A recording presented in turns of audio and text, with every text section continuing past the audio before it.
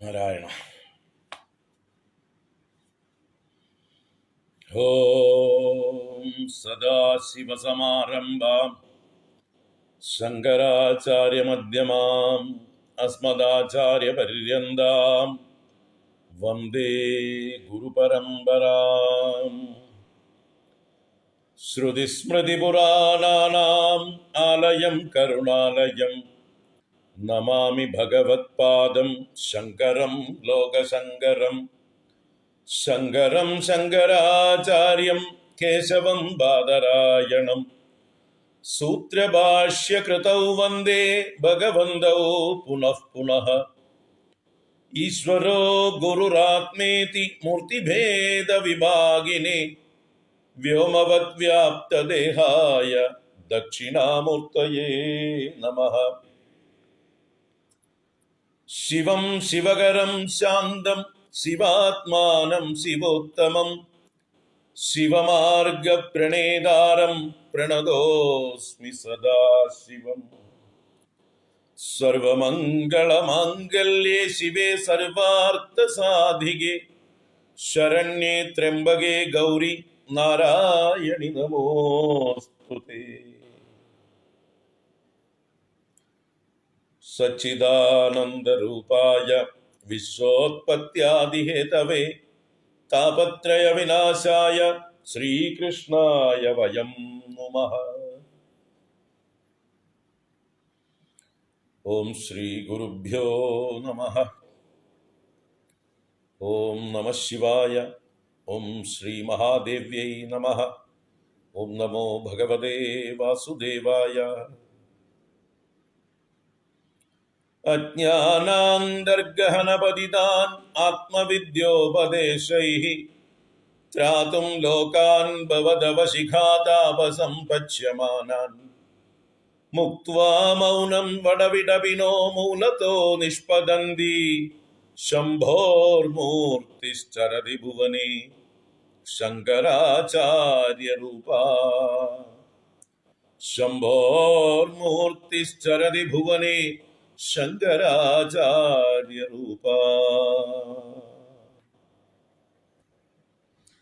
ഓം നമഃ പരമഋഷിഭ്യോ നമഃ. പരമഋഷിഭ്യഃ ഹരി ഓം. എല്ലാവർക്കും നമസ്കാരം. എല്ലാവർക്കും സുപ്രഭാതം, ശുഭദിനം, സുസ്വാഗതം.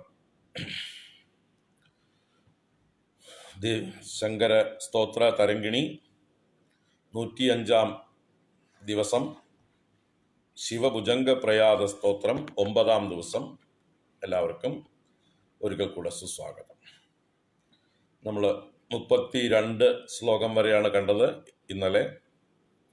ഇനി 8 ശ്ലോകങ്ങളാണ് കാണാനുള്ളത്. അതിൽ അവസാനത്തെ 2 ഫലശ്രുതി പോലെയുള്ള ശ്ലോകങ്ങളാണ്. 6 ഏറ്റവും വിശേഷമായിട്ടുള്ള ശ്ലോകങ്ങൾ. നമുക്കത് ഇന്ന് തന്നെ കണ്ട് സമർപ്പിക്കാൻ പറ്റും എന്ന് വിചാരിക്കുന്നു. നോക്കാം. അപ്പോൾ ആദ്യത്തെ 2 ശ്ലോകം ചൊല്ലിയിട്ട് ഇന്നലെ എടുത്ത ഭാഗം 27 മുതൽക്ക് 32 വരെയുള്ള ശ്ലോകങ്ങൾ.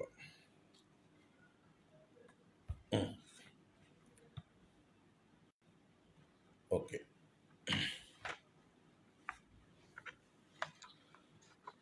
ഗളദ്ദാനഗണ്ഡം മിളഭൃംഗഷണ്ഡം ചലച്ചാരുശുണ്ഡം ജഗത്രാണശൗണ്ഡം ലസദ്ദന്തകാണ്ഡം വിബദ്ഭംഗചണ്ഡം ശിവപ്രേമപിണ്ഡം ഭജേ വക്രതുണ്ഡം. അനാദ്യന്തമാദ്യം പരം തത്വമർത്ഥം ചിദാകാരമേകം തുരീയം ത്വമേയം ഹരിബ്രഹ്മമൃഗ്യം പരബ്രഹ്മരൂപം മനോവാഗതീതം മഹശൈവമീഡേ. ഇനി 27 മുതൽക്ക് അവസാനം വരെയും ചൊല്ലാം. 32 വരെ ഇന്നലെ എടുത്തതും ബാക്കി ഇന്ന് എടുക്കാനുള്ളതും. യദാ രൗരവാദി സ്മരന്നേവ ഭീത്യാ വ്രജാമ്യത്ര മോഹം മഹാദേവ ഘോരം തദാ മാമഹോ നാദകസ്താരയിഷ്യത്യനാദം പരാദീനമർദ്ദേന്ദുമൗലേ യദാ ശ്വേതപത്രായദാലംഘ്യ ശക്തേഃ കൃതാന്താദ്വയം ഭക്തവാത്സല്യഭാവാത് തദാ പാഹി മാം പാർവതീ വല്ലഭാന്യം ന പശ്യാമി പാതാരമേതാദൃശം മേ ഇദാനീം ഹൃതിർമേ ഭവിത്രീത്യഹോ സന്തതം ചിന്തയാ പീഡിതോസ്മി കഥം നാമമാഭൂത് മൃദൗ ഭീതിരേഷാ നമസ്തേ ഗദീനാം ഗദേ നീലകണ്ഠ അമര്യാദമേവാഹമാബാലവൃദ്ധം ഹരന്തം കൃതന്തം സമീക്ഷ്യാസ്മി ഭീതഃ മൃതൗ താവകാംഗ്ര്യബ്ജ ദിവ്യപ്രസാദാത് ഭവാനീപതേ നിർഭയോഹം ഭവാനി ജരാജന്മഗർഭാദിവാസാദി ദുഃഖാന്യസഹ്യാനി ജഹ്യാം ജഗന്നാഥദേവ ഭവന്തം വിനാ മേഘതിർനൈവ ശംഭോ ദയാലോ ന ജാഗർത്തി കിം വാദയാതേ ശിവായേതി ശബ്ദോ നമഃ പൂർവയേഷ സ്മരൻ മുക്തികൃന്മൃത്യുഘാതത്വവാചി മഹേശാനമാഗാൻ മനസ്തോ വചസ്തഃ സദാ മഹ്യമേതത് പ്രദാനം പ്രയച്ഛ. ഇന്നലെ ഇതുവരെ എടുത്തത്, ഇന്ന് എടുക്കാനുള്ള ഭാഗം വായിക്കാം. ത്വമപ്യംബ മാം പശ്യ ശീതാംശു മൗലി പ്രിയേ ഭേഷജം ത്വം ഭവവ്യാധിശാന്തൗ ബഹുക്ലേശഭാജം പദാംബോജപോതേ ഭവാബ്ദൗ നിമഗ്നം നയസ്വാദ്യപാരം അനുദ്യല്ലലാടാക്ഷി വന്നിപ്രരോഹൈർ അവാമസ്ഫുര ചാരുവാമോരുശോഭൈഃ അനംഗഭ്രമദ്ഭോഗിഭൂഷാവിശേഷൈർ അചന്ദ്രാർദ്ധചൂഡൈർ അലം ദൈവതൈർനഃ അഖണ്ഡേ കളങ്കാദനംഗേ ഭുജംഗാദപാണൗ കപാലാദപാലേ അനലാക്ഷാത് അമൗലൗ ശശാങ്കാദവാമേ കളത്രാദഹം ദേവമന്യം നമന്യേ മഹാദേവ ശംഭോ ഗിരീശത്രിശൂലിൻ ത്വദീയം സമസ്തം വിഭാതീതി യസ്മാത് ശിവാദന്യതാ ദൈവതം നാഭിജാനേ ശിവോഹം ശിവോഹം ശിവോഹം ശിവോഹം യതോ ജായതേദം പ്രപഞ്ചം വിചിത്രം സ്ഥിതിം യാതി യസ്മിൻ യദേകാന്തമന്ദേ സകർമാദിഹീന സ്വയജ്യോതിരാത്മാ ശിവോഹം ശിവോഹം ശിവോഹം ശിവോഹം കിരീടേ നിശേഷോ ലലാടേ ഹുദാസോ ഭുജേ ഭോഗിരാജോ ഗളേ കാളിമാ ച തനൗ കാമിനീ യസ്യ തത്തുല്യദേവം ന ജാനേ ന ജാനേ ന ജാനേ ന ജാനേ അനേനസ്തവേനാദരാദംബികേശം പരം ഭക്തിമാസാദ്യ യം യേന മന്ദി മൃദൗ നിർഭയാസ്തേ ജനാസ്തം ഭജന്തേ ഹൃദം ഭോജമധ്യേ സദാസീനമീശം ഭുജംഗപ്രിയാ കൽപശംഭോ മയൈവം ഭുജംഗപ്രജാതേന വൃത്തേന ക്ലുപ്തം നരസ്തോത്രമേതത് പഠിത്വോരുഭക്ത്യാ സുപുത്രായുരാരോഗ്യമൈശ്വര്യമേതി ഭുജംഗപ്രിയാ കൽപശംഭോ മയൈവം ഭുജംഗപ്രജാതേന വൃത്തേന ക്ലുപ്തം നരസ്തോത്രമേതത് പഠിത്വോരുഭക്ത്യാ സുപുത്രായുരാരോഗ്യമൈശ്വര്യമേതി സുപുത്രായുരാരോഗ്യമൈശ്വര്യമേതി. ഇതി ആദിശങ്കര ഭഗവത്പാദകൃതം ശിവഭുജംഗപ്രയാത സ്തോത്രം സമ്പൂർണം. ഹരി ഓം.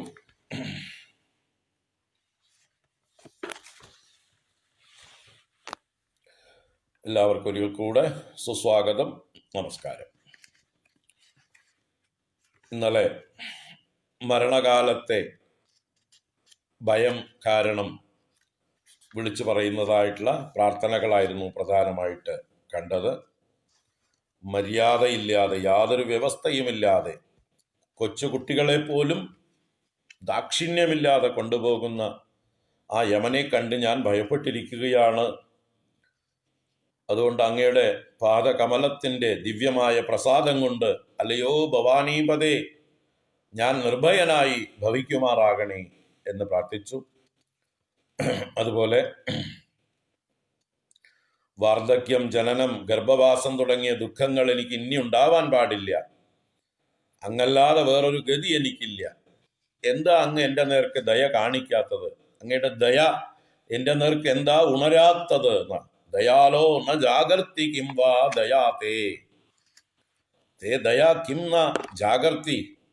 എന്തുകൊണ്ട് എൻ്റെ നേരെ ഉണരുന്നില്ല അങ്ങയുടെ ദയ എന്ന് വിലപിച്ചു. അത് കഴിഞ്ഞ് നമ്മൾ എന്നാൽ അവസാനം കണ്ടത് 32-ാം ശ്ലോകമായിരുന്നു, നമഃശിവായ എന്ന ആ മന്ത്രത്തെക്കുറിച്ച്. ശിവായേതി ശബ്ദോ നമഃ പൂർവയേഷ സ്മരൻ മുക്തികൃന്മൃത്യുഹാ തത്വവാചി മഹേശാനമാഗാത്മനസ്തോ വചസ്തഃ സദാ മഹ്യമേതത് പ്രദാനം പ്രയച്ഛ. ശിവായേതി ശബ്ദോ നമഃ പൂർവയേഷ. നമഃ പൂർവഃ ശിവായ ഇതി ശബ്ദഃ. അപ്പം നമഃ പൂർവഃ, നമസ് മുമ്പിൽ വെച്ചുകൊണ്ട് നമസ്സിനെ പ്രിഫിക്സ് ആക്കിക്കൊണ്ടുള്ള ശിവായ എന്നുള്ളതായിട്ടുള്ള ശബ്ദം, അത് സ്മരന്, ഈ മന്ത്രം സ്മരിച്ചാൽ തന്നെ മുക്തികൃത്ത്, മുക്തിയെ ചെയ്യുന്നതാണ്. മൃത്യുഹ, മൃത്യുവിനെ നശിപ്പിക്കുന്നതാണ്. തത്വവാചി, അത് പരമമായ തത്വത്തെ പ്രതിപാദിക്കുന്നതാണ്. ആ ഡീറ്റെയിൽസ് ഒക്കെ ഇന്നലെ നമ്മൾ കണ്ടു. എന്താ പരമമായിട്ടുള്ള തത്വം? നമഃശിവായ എന്നാൽ ശിവോഹം എന്ന് തന്നെയാണ്.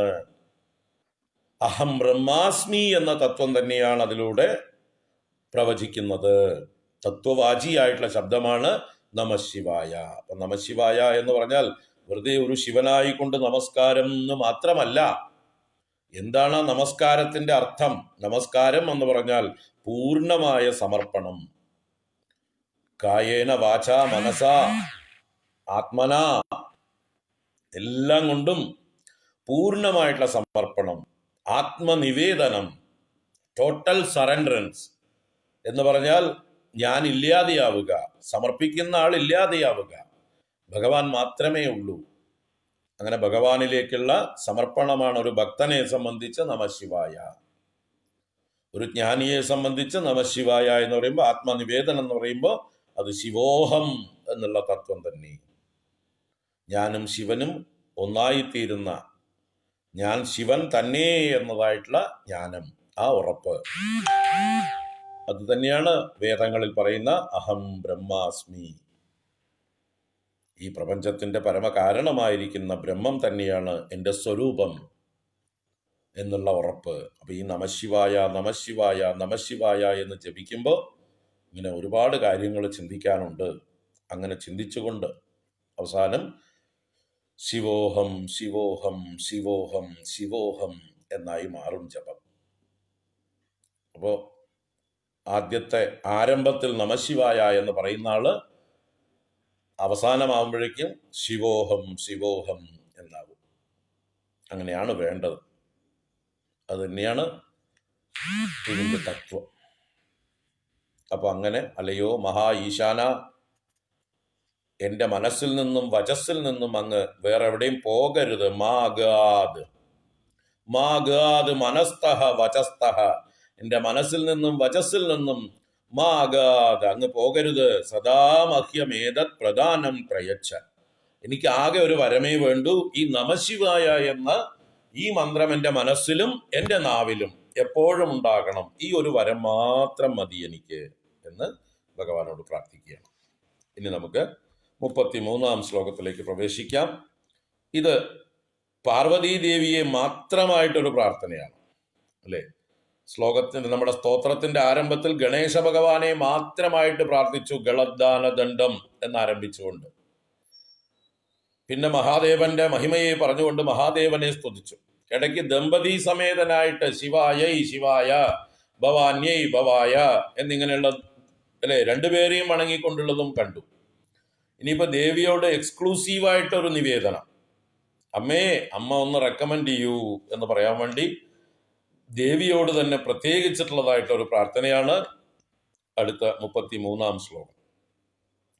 ത്വമപ്യംബ മാം പശ്യ ശീതാംശു മൗലിപ്രിയേ ഭേഷജം ത്വം ഭവവ്യാധിശാന്തൗ ബഹുക്ലേശഭാജം പദംബോജപോതേ ഭവാബ്ധൗ നിമഗ്നം നയസ്വാദ്യപാരം.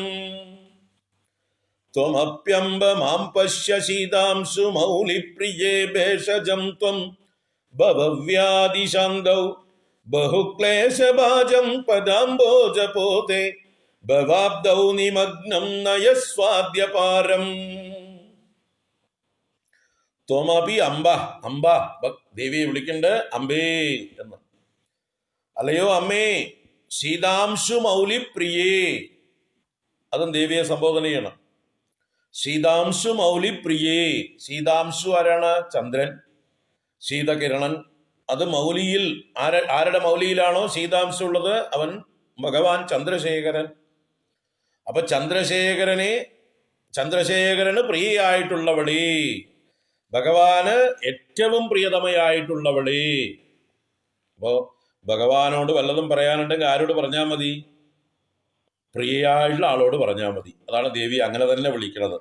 ചന്ദ്രശേഖര പ്രിയതമേ, അമ്മയോട് എനിക്ക് പ്രത്യേകമായിട്ട് പറയാനുള്ളത് ഭഗവാനോട് എനിക്ക് വേണ്ടി റെക്കമെൻഡ് ചെയ്യണം. അപ്പൊ അതിന് ഭഗവാന്റെ പ്രിയതമയായിട്ടുള്ള ആളെ പിടിക്കുകയാണ് എന്ന് പറയാം. അല്ലെ, നമുക്ക് ഏതെങ്കിലും കാര്യം സാധിക്കണമെങ്കിൽ, ഏതെങ്കിലും വമ്പന്മാരിൽ നിന്ന്, ഏതെങ്കിലും പ്രമുഖന്മാരിൽ നിന്ന് കാര്യം സാധിക്കണമെങ്കിൽ അവരെ നേരിട്ട് നമുക്ക് പരിചയമില്ലെങ്കിൽ നമ്മൾ എന്ത് ചെയ്യും? അവരോട് നല്ല അടുപ്പമുള്ള, നമുക്ക് പരിചയമുള്ള ആരെങ്കിലും ഉണ്ടോ എന്ന് നമ്മൾ കണ്ടുപിടിച്ച് അങ്ങനെയാണ് നമ്മൾ റെക്കമെൻഡേഷൻ പറയുക. അല്ലേ, ഇന്നിപ്പോ നമ്മുടെ സർക്കാർ ആ തലത്തിലാണ്. എല്ലാം സ്വജന പക്ഷപാതം കാണിച്ചുകൊണ്ട് അവർക്ക് വേണ്ടപ്പെട്ടവരെ മുഴുവൻ എല്ലാ സ്ഥാനങ്ങളിലും തിരികെ കയറ്റുകയും പുതിയ പുതിയ സ്ഥാനങ്ങൾ വേണ്ടപ്പെട്ടവർക്ക് വേണ്ടി സൃഷ്ടിക്കുകയോ ഒക്കെ ചെയ്യണം. അപ്പൊ ഈ ഭൂമിയിലുള്ള നിസ്സാരന്മാരായിട്ടുള്ള ഇവർക്ക് പോലും അങ്ങനെയൊക്കെ ആവാമെങ്കിൽ അപ്പൊ നമുക്ക് വലിയ ഭഗവാനെ കാണാൻ ഭഗവാന്റെ പ്രിയതമയായിട്ടുള്ള ഭഗവതിയോട് റെക്കമെൻഡേഷൻ ചെയ്യാം. അതാണ് ശീതാംശു മൗലിപ്രിയേ ത്വം അഭി മാം പശ്യ.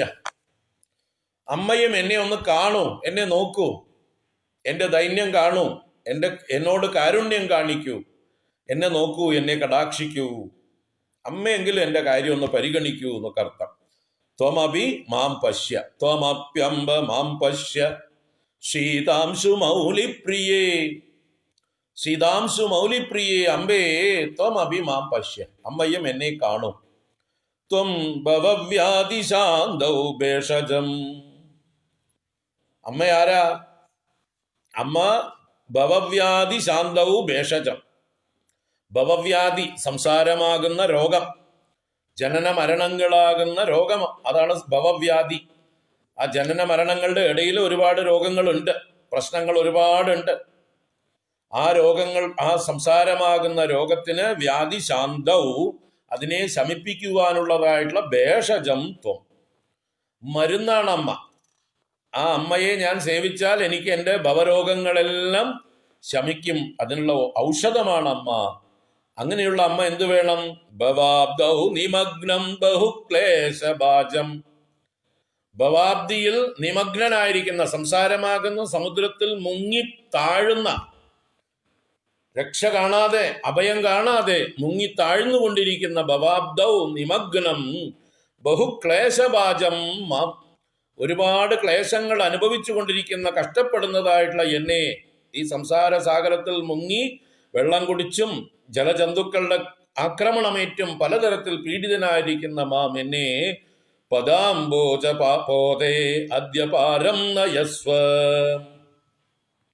അമ്മയുടെ പദാംബോജമാകുന്ന പോദത്തിൽ, പോദമെന്നാൽ തോണി, അപ്പൊ ദേവിയുടെ പാദകമലം തന്നെ തോണി. അമ്മയുടെ പാദകമലമാകുന്ന തോണി എന്റെ നേർക്ക് അയച്ചു തന്ന് ഇന്ന് തന്നെ, ഉടനെ തന്നെ പാരം നയസ്വ, എന്നെ മറുകരയ്ക്ക് നയിച്ചാലും, ഈ സംസാര സാഗരത്തിന്റെ കരയിലേക്ക് എന്നെ നയിച്ചാലും. അപ്പോ അമ്മ ഭവരോഗത്തിനുള്ള ഔഷധമാണ്, ഭവസാഗരം കടക്കാനുള്ള തോണിയാണ് അമ്മയുടെ പാദം. അതുകൊണ്ട് എൻ്റെ നേർക്ക് ഒന്ന് നോക്കി, ഈ ദീനനായിട്ടുള്ള ഞാൻ കഷ്ടപ്പെടുന്നത് കണ്ടില്ലേ, എന്നെ പരിഗണിക്കൂ, എന്നെ ഈ സംസാര സാഗരത്തിന്റെ മറുകര കടത്തിത്തരൂ എന്ന് ഇടയ്ക്ക് ദേവിയോടും പ്രാർത്ഥിക്കുന്നു. ആ ദേവി ഭഗവാനോട് പറയാൻ വേണ്ടി. ത്വമപ്യംബ മാം പശ്യ ശീതാംശു മൗലിപ്രിയേ ഭേഷജം ത്വം ഭവവ്യാധിശാന്തൗ ബഹുക്ലേശഭാജം പദാംബോജപോദേ ഭവാബ്ദൗ നിമഗ്നം നയസ്വാദ്യപാരം. അങ്ങനെ ദേവിയോടുള്ള പ്രാർത്ഥന കഴിഞ്ഞു. ഇനി ഇതാ തൻ്റെ ഭഗവാനോടുള്ള അനന്യഭക്തി, ഏകാന്ത ഭക്തി അത് പ്രകടിപ്പിക്കുകയാണ്. നമ്മളൊരു ഈശ്വരനെ ആരാധിക്കുമ്പോൾ നമ്മളൊരു ഇഷ്ടദേവതയെ തിരഞ്ഞെടുക്കണം. ആ ഇഷ്ടദേവതയിൽ പരിപൂർണമായിട്ടുള്ള വിശ്വാസവും സമർപ്പണവും, അതിനാണ് ഏകാന്ത ഭക്തി എന്ന് പറയുന്നത്. മറ്റ് ദേവതകളെയൊന്നും അവഗണിക്കുകയോ ബഹുമാനിക്കാതിരിക്കുകയോ വേണ്ട. എല്ലാവരെയും ബഹുമാനിക്കാം. പക്ഷെ ഒരു ഇഷ്ടദേവതയെ തിരഞ്ഞെടുത്ത് ആ ഇഷ്ടദേവതയിൽ ടോട്ടലായിട്ട് നമ്മൾ സമർപ്പിക്കണം, സറണ്ടർ ചെയ്യണം. അതാണ് ഉപാസനാ തത്വം തന്നെ. അപ്പോൾ ഓരോ ഇഷ്ടദേവതയെ ഉപാസിക്കുന്നവർ അവരവരുടെ ഇഷ്ടദേവതയെ ആ ജഗതീശ്വരനായിട്ട് കാണണം. പ്രപഞ്ചത്തിന്റെ മുഴുവൻ മൊത്തം നാഥനായിട്ട്, ദേവാദിദേവനായിട്ട്, പരബ്രഹ്മമായിട്ട് കാണണം. അതിപ്പോ കൃഷ്ണഭക്തന്മാർക്ക് കൃഷ്ണനാണ് പരബ്രഹ്മം, ശിവഭക്തന്മാർക്ക് ശിവനാണ് പരബ്രഹ്മം,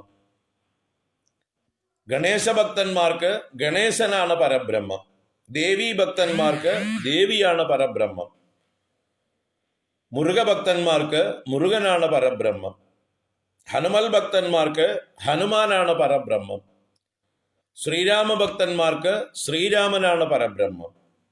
അങ്ങനെ വേണം ഉപാസന. അപ്പൊ ഒരാളെ അയ്യപ്പ ഭക്തന്മാരുണ്ട് നമുക്ക്, അല്ലെ? ഇഷ്ടംപോലെ അയ്യപ്പ ഭക്തന്മാർ ഈ കലിയുഗത്തില്. ആ അയ്യപ്പ ഭക്തന്മാർക്ക് അയ്യപ്പൻ തന്നെയാണ് പരബ്രഹ്മം. അങ്ങനെ ആ പരബ്രഹ്മമായി അവരുടെ ഇഷ്ടദേവതയെ കാണുകയും മറ്റുള്ളവരെ, മറ്റു ദേവന്മാരെല്ലാം ഈ ദേവന്റെ വിഭൂതികളായിട്ട്, ഈ ദേവന്റെ കീഴിലായിട്ട് സങ്കല്പിക്കും. അപ്പോ വിഷ്ണു ഭക്തന്മാർക്ക് വിഷ്ണു ദ സുപ്രീം, ശിവനും ബ്രഹ്മാവും മറ്റ് ദേവിമാരും സുബ്രഹ്മണ്യനും ഗണേശനും ഒക്കെ വിഷ്ണുവിന്റെ അസിസ്റ്റൻസ്, ഉപദേവന്മാരായിട്ട് കാണണം. ശിവഭക്തന്മാർക്ക് ശിവനെ സുപ്രീമായിട്ട് കണ്ടിട്ട് മറ്റുള്ളവരെ ഉപദേവന്മാരായിട്ട് കാണണം. വിഷ്ണുവിടെ ഉപദേവനാവും. ദേവി ഉപാസകന്മാർക്ക് ദേവിയാണ് ദ സുപ്രീം, ബാക്കിയുള്ളവരൊക്കെ ദേവിയുടെ താഴെയാവും. മുരുകഭക്തന്മാർക്ക് മുരുകനാണ് സുപ്രീം, ഗണേശ ഭക്തന്മാർക്ക് ഗണേശനാണ് സുപ്രീം, ബാക്കിയുള്ളവർ കീഴെയാവും. ഇതാണ് ഉപാസനകളുടെ തത്വം. അതിന്റെ അർത്ഥം ഇവരൊക്കെ പരസ്പരം മത്സരമുള്ളവരും ശണ്ടയുള്ളവരും ഉച്ചനീചത്വമുള്ളവരും ആണ് എന്നാണോ? നമ്മൾക്ക് ഏത് ഭാവത്തോട് കൂടുതൽ താദാത്മ്യം തോന്നുന്നുവോ, ഭഗവാന്റെ ഏത് രൂപത്തിൽ നമുക്ക് മനസ്സ് ആകൃഷ്ടമാകുന്നുവോ, സ്വാഭാവികമായിട്ട് അടുക്കുന്നുവോ, അത് ജന്മാന്തര ബന്ധങ്ങൾ ഉണ്ടാവും. ജന്മാന്തരങ്ങളിൽ നമ്മൾ ഉപാസിച്ചതിന്റെ ഫലമായിട്ടോ അല്ലെങ്കിൽ നമ്മുടെ കുടുംബത്തിൽ പാരമ്പര്യം കൊണ്ടോ, നമ്മുടെ വംശപാരമ്പര്യത്തിലുള്ള കുല ദൈവത എന്ന് പറയുന്ന അതാണ്. ആ ജനറ്റിക്കലി ഒരു ഇൻഫ്ലുവൻസ് ഉണ്ട് നമ്മുടെ ഉള്ളിൽ. നമ്മുടെ മുത്തശ്ശന്മാർ ആരാധിച്ചു, അതേ ജീൻസിൽ നിന്നാണ് നമ്മുടെ അച്ഛനുണ്ടായത്, അച്ഛൻ ആരാധിച്ചു, ആ അച്ഛൻ ആരാധിച്ച് അതേ ഈശ്വരനെ തന്നെ ആരാധിക്കുന്ന ഒരു മനസ്സ് നമുക്ക് വന്നു ചേരും. അതാണ് കുലദേവതാ പാരമ്പര്യം, അല്ലെങ്കിൽ ദേശദേവതയോടുള്ള താതാത്മ്യം. ഒരു ദേശത്ത് നമ്മൾ ജനിക്കാൻ തന്നെ ഒരു കാരണമുണ്ട്. അപ്പൊ ആ ദേശത്തുള്ള ദേവനുമായിട്ടായിരിക്കും നമുക്ക് ആത്മബന്ധം ഉണ്ടാവുക. ഇപ്പോൾ എറണാകുളം എന്ന് പറയുന്നതായിട്ടുള്ളൊരു സ്ഥലം, അവിടെയുള്ള ആളുകളൊക്കെ എന്ത് വന്നാലും അവർക്ക് ഉടനെ വിളിക്കുന്നത് എറണാകുളത്തപ്പാ എന്നാണ്. തൊട്ടപ്പുറത്ത് തൃപ്പൂണിത്തുറ എന്ന് പറഞ്ഞൊരു സ്ഥലമുണ്ട്, അവിടെയുള്ള ആളുകളൊക്കെ എൻ്റെ പൂർണ്ണത്രയീശ എന്നാ വിളിക്കുക, അവർ എറണാകുളത്തപ്പ എന്ന് വിളിക്കില്ല. തൊട്ടപ്പുറത്ത് തൃക്കാക്കരയുണ്ട്, എൻ്റെ തൃക്കാക്കരയപ്പ എന്നാ അവർ വിളിക്കുക. കുറച്ചപ്പുറത്തേക്ക് മാറിയ ചോറ്റാനിക്കരമ്മയുണ്ട്. അവർ വിളിക്കുക ചോറ്റാനിക്കരമ്മേ എന്നാണ്. കുറച്ച് ഇങ്ങോട്ടേക്ക് കിഴക്കോട്ടേക്ക് വടക്കോട്ടേക്ക് മാറി വന്ന കൊടുങ്ങല്ലൂരും തൃപ്രയാറും ഇരിഞ്ഞാലക്കുട കൂടൽമാണിക്യവും അങ്ങനെ വരുമ്പോൾ ഗുരുവായൂരും ഒക്കെ വരും. അവിടെയുള്ളവരൊക്കെ അങ്ങനെ വിളിക്കും. തൃശ്ശൂർ എത്തിയാലോ എൻ്റെ വടക്കുന്നാഥാന്നാവും വിളിക്കും. അത് അവർക്ക് ആ ദേശത്ത് ജനിക്കാനും ആ ദേശദേവതയുമായിട്ടൊരു ബന്ധമുണ്ടാകാനും ഏതൊക്കെയോ പൂർവ കടങ്ങളുണ്ട്, പ്രാരബ്ധങ്ങളുണ്ട്, ജന്മാന്തര വാസനകളുണ്ട്. അതുകൊണ്ടാണ് അവരവിടെ വന്ന് ജനിക്കുന്നതും അങ്ങനെ ഒരു ഈശ്വരനുമായിട്ടുള്ള ബന്ധം സ്ഥാപിക്കാൻ കഴിയുന്നതും. ചില ആൾക്കാരുണ്ട് എവിടെ പോയാലും ആരുമായിട്ട് ഒരു ബന്ധവുമില്ലാത്ത നിർഗുണ പരബ്രഹ്മങ്ങൾ. അവർ ഭാഗ്യഹീനന്മാരാണ് വാസ്തവത്തിൽ. നമുക്ക് നമ്മുടേതായിട്ടുള്ള ദേശദേവനുമായിട്ടൊരു താദാത്മ്യം ഉണ്ടാവണം. നമ്മുടെ കുടുംബം ആരാധിച്ചിരുന്ന കുലദേവതകളുമായിട്ടൊരു താദാത്മ്യം ഉണ്ടാവണം. അങ്ങനെ ആ സമ്പ്രദായത്തെ നമ്മൾ പിന്തുടരുന്നത് ഉത്തമമാണ്. കാരണം നമ്മുടെ ഉള്ളിൽ അതിൻ്റെ ഇൻഫ്ലുവൻസ് ധാരാളം ഉണ്ട്. നമ്മളതിനെ അവഗണിച്ചത് കൊണ്ടാണ്, അതിൽ ശ്രദ്ധയില്ലാത്തത് കൊണ്ടാണ് ആ ഒരു ഭക്തി വളരാത്തത്. അപ്പോൾ വേണ്ട രീതിയിൽ നമ്മൾ ശ്രദ്ധിച്ചു കഴിഞ്ഞാൽ നമ്മുടെ ഇഷ്ടദേവത അല്ലെങ്കിൽ നമ്മുടെ കുലദേവത ആരാണെന്ന് തിരിച്ചറിഞ്ഞ് ആ കുലദേവതയുടെ മാഹാത്മ്യം നമ്മൾ പഠിച്ചാൽ, ദേവീ ഭക്തന്മാരാവണമെങ്കിൽ ദേവീ ഭാഗവതം, ദേവീ മാഹാത്മ്യം, ബ്രഹ്മാണ്ഡ പുരാണം മുതലായിട്ടുള്ളതൊക്കെ പഠിക്കുക. ലളിതാ സഹസ്രനാമം, സൗന്ദര്യലഹരി, ദേവി മാഹാത്മ്യമൊക്കെ പാരായണം ചെയ്യുക. അപ്പോൾ തന്നെ ഭക്തി വളർന്നു വരും.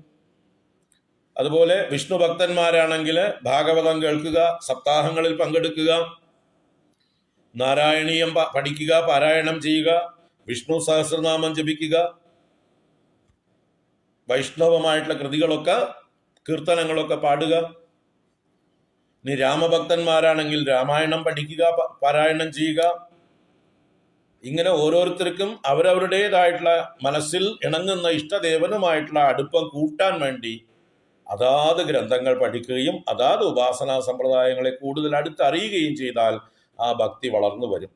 അപ്പം അങ്ങനെ ഇപ്പം ശിവഭക്തന്മാര് ശിവനെ തന്നെ പരമേശ്വരനായിട്ട് ഉറപ്പിക്കണം. വിഷ്ണു ഭക്തന്മാര് വിഷ്ണുവിനെ തന്നെ പരമേശ്വരനായിട്ട് ഉറപ്പിക്കണം. അപ്പം നമ്മൾ രാവിലെ പ്രാർത്ഥനാ ഷഡ്പതി കണ്ടു. അതില് വിഷ്ണുവിനെ ആയിരുന്നു സ്തുതിച്ചത്. അതിലും പറഞ്ഞു പരമേശ്വര പരിപാല്യോ ഭവതാപഭീതോഹം, അല്ലെ? പരമേശ്വര പരിപാല്യ ഭവതാപഭീത അഹം, അല്ലയോ പരമേശ്വര ഭവതാപഭീതനായ എന്നെ അങ്ങയാൽ പരിപാലിക്കപ്പെടണം.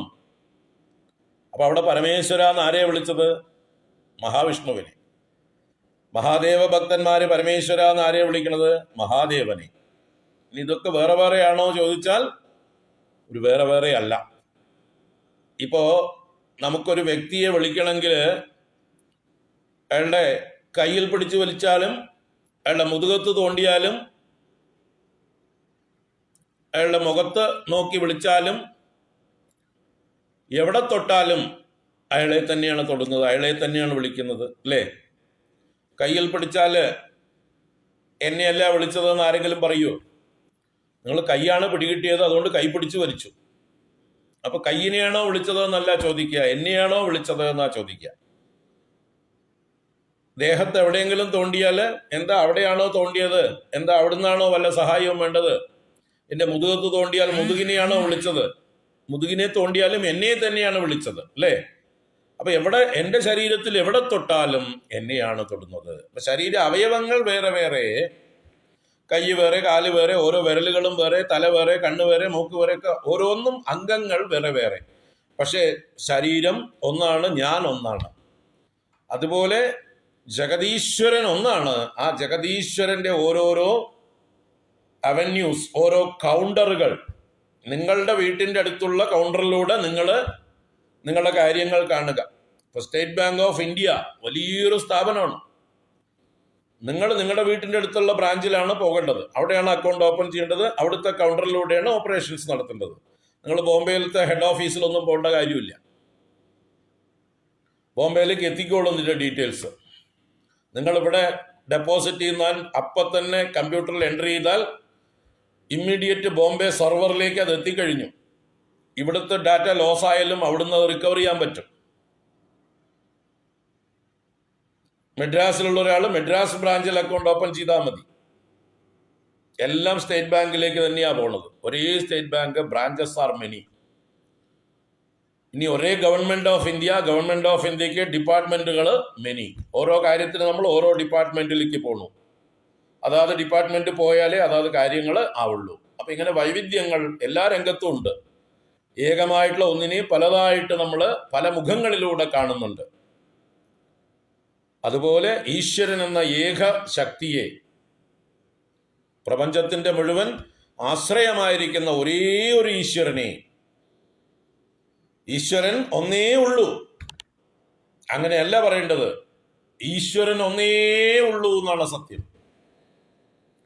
ഈശ്വരൻ ഒന്നേ ഉള്ളൂ, അങ്ങേര് എവിടെയോ ഇരിക്കണു എന്നല്ല.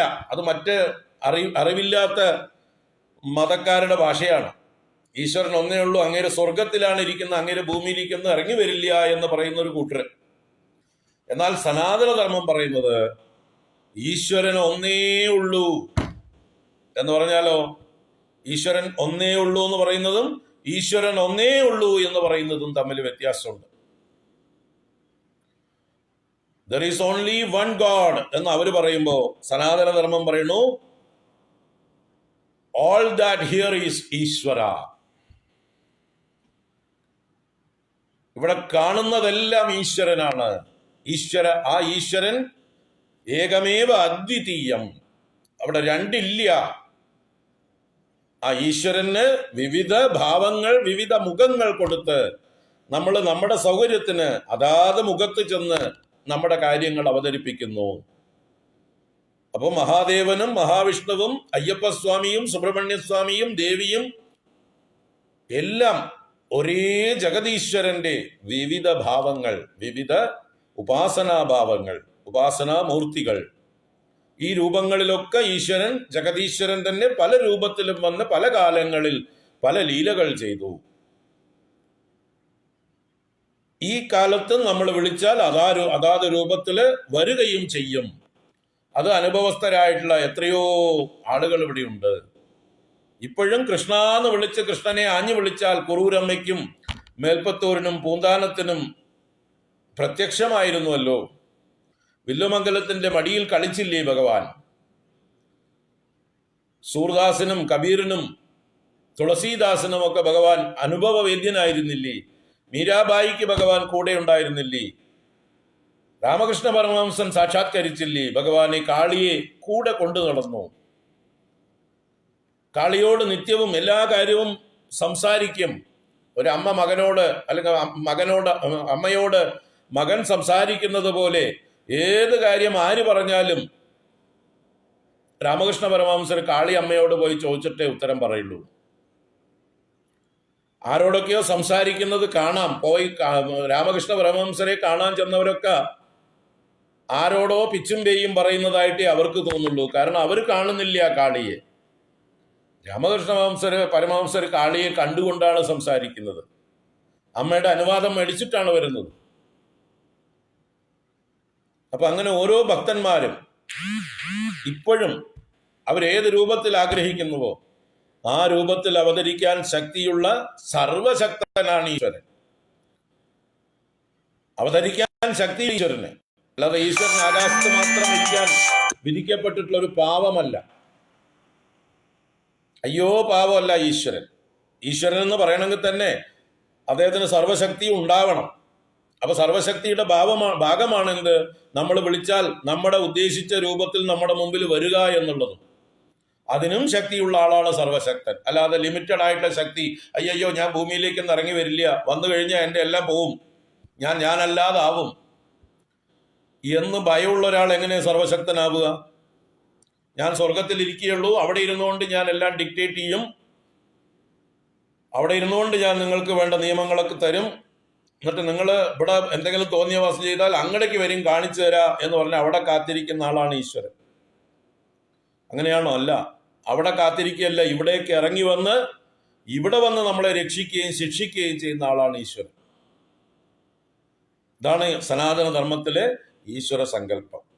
അപ്പൊ മനസ്സിലാക്കുക, നമ്മുടെ ഇഷ്ടദേവതയെ നമ്മൾ തിരഞ്ഞെടുത്ത് ഉപാസിക്കുമ്പോൾ അവിടെ ഏകാന്ത ഭക്തി, ഏകാഗ്ര ഭക്തി, അനന്യഭക്തി, അവ്യഭിചാരിണീ ഭക്തി എന്നൊക്കെ പറയുന്ന ആ ഭക്തി വളർത്തണം. മറ്റുള്ളവരെ നിന്ദിക്കാൻ പാടില്ല. മറ്റുള്ളവരോട് ചെന്ന് മത്സരിച്ച് എൻ്റെ ദൈവമാണ് വലുത്, നിങ്ങളുടെ ദൈവമല്ല എന്ന് പറഞ്ഞ് പരിഹസിക്കാൻ പാടുള്ളതല്ല. അതിനു വേണ്ടിയിട്ടല്ല ഈ വ്യവസ്ഥ വെച്ചിരിക്കുന്നത്. ഇത് ചില ആൾക്കാര് ഞങ്ങളുടെ മാത്രം ശരി, നിങ്ങളുടേത് മോശം എന്ന് പറഞ്ഞുകൊണ്ട് മത്സരിക്കാൻ വിളിക്കുകയാണ്. അതാണ് മറ്റു മതസ്ഥർ ചെയ്തുകൊണ്ടിരിക്കുന്നത്. അവിടെയാണ് പ്രശ്നം വരുന്നത്, അവിടെയാണ് സംഘർഷം വരുന്നത്. സനാതന ധർമ്മത്തിൽ അങ്ങനെ ഒരു സ്വഭാവമില്ല. കാരണം എന്താ? അവർക്ക് അറിയാം ഈ തത്വം. ഒരാൾ അള്ളാന്ന് വിളിച്ചാൽ നമുക്ക് വിരോധമില്ല. നിങ്ങൾ ഈശ്വരനെ അള്ളാന്ന് വിളിച്ചോളൂ, നിങ്ങളുടെ ഭാഷയിലെ പ്രയറുകൾ സമർപ്പിച്ചോളൂ, ഞങ്ങൾക്ക് യാതൊരു വിരോധവുമില്ല. ഞങ്ങള് ശിവ എന്ന് വിളിക്കുന്ന ആളെ തന്നെയാണ് നിങ്ങൾ അള്ളാന്ന് വിളിക്കുന്നത്, ഞങ്ങൾ കൃഷ്ണ എന്ന് വിളിക്കുന്ന ആളെ തന്നെയാണ് നിങ്ങൾ അള്ളാന്ന് വിളിക്കുന്നത്. നിങ്ങളുടെ ഭാഷ, നിങ്ങളുടെ ആചാരം, നിങ്ങളുടെ സംസ്കാരം, നിങ്ങൾ വിളിച്ചോളൂ എന്ന് പറഞ്ഞ് നമ്മൾ അവരുടെ കാര്യങ്ങൾ ഇന്റർഫിയർ ചെയ്യാറില്ല. പക്ഷെ അവരുടെ ഗ്രന്ഥങ്ങൾ, അവരുടെ പുരോഹിതന്മാർ അവരെ പഠിപ്പിക്കുന്നത് മറിച്ചാണ്. അങ്ങനെ വിളിച്ചാൽ മാത്രമേ ഈശ്വരൻ വിളി കേൾക്കുള്ളൂ, അത് മാത്രമാണ് ഈശ്വരൻ, മറ്റതൊക്കെ എന്താ പറയുക, സാത്താനാണ്, അങ്ങനെ വിളിക്കുന്നവരൊക്കെ കാഫിറുകളാണ് എന്ന് പഠിപ്പിക്കുന്നതാണ് നമ്മൾ മനസ്സിലാക്കേണ്ടത്. അതിനെയാണ് തിരുത്തത്. അതാണ് ഭരണാധികാരികൾ അതിൽ ഇടപെടണം വാസ്തവത്തിൽ. അതാണ് ഇന്നത്തെ തീവ്രവാദങ്ങൾക്കും സംഘർഷങ്ങൾക്കും ഒക്കെ കാരണം. അപ്പോ ഒരു സെക്കുലർ സ്റ്റേറ്റ് ആണിത്. ഈ സെക്കുലർ സ്റ്റേറ്റിൽ എല്ലാവർക്കും അവരവരുടെ മതങ്ങൾ അനുഷ്ഠിക്കാനുള്ള സ്വാതന്ത്ര്യമുണ്ട്, അവരവരുടെ ഈശ്വരനെ വിളിക്കാനുള്ള സ്വാതന്ത്ര്യമുണ്ട്. പക്ഷെ അതിന്റെ പേരിൽ മറ്റുള്ളവരെ നിന്ദിക്കാനുള്ള അവകാശം ഇല്ല, മറ്റുള്ളവരെ ഹേർട്ട് ചെയ്യാനുള്ള ഒരു അവകാശവും ആർക്കുമില്ല. ഇത് ഉറപ്പിക്കേണ്ടത് ഭരണകർത്താക്കളാണ്. അതിനുള്ള വ്യവസ്ഥകൾ, അതിനുള്ള നിയമങ്ങൾ സുഭദ്രമായിരിക്കണം. ഒരു മതസ്ഥർ മറ്റൊരു മതസ്ഥരെ ഒരു തരത്തിലും ഹേർട്ട് ചെയ്യാൻ പാടില്ല, വേദനിപ്പിക്കാൻ പാടില്ല. മതപരിവർത്തനം എന്നുള്ളത് തന്നെ ഒരു ഹർട്ടാണ്, ഒരു വയലൻസ് ആണ്. എത്രയോ ആളുകളുടെ എന്താ പറയുക, കുടുംബ ബന്ധങ്ങളെ തകർത്തിട്ടാണ് അതിൽ നിന്ന് ഒരാളെ അടർത്തി കൊണ്ടുപോകുന്നത്, മതം മാറ്റി കൊണ്ടുപോകുന്നത്. അങ്ങനെ ഒരാൾ മതം മാറിപ്പോകുമ്പോൾ, ഒരു മകൾ മതം മാറിപ്പോകുമ്പോൾ അച്ഛനും അമ്മയും അവിടെ തകർന്നു പോവുകയാണ്, ഒരു കുടുംബം തകർന്നു പോവുകയാണ്. അപ്പൊ വലിയൊരു ഹിംസയാണത്, വയലൻസ് ആണത്.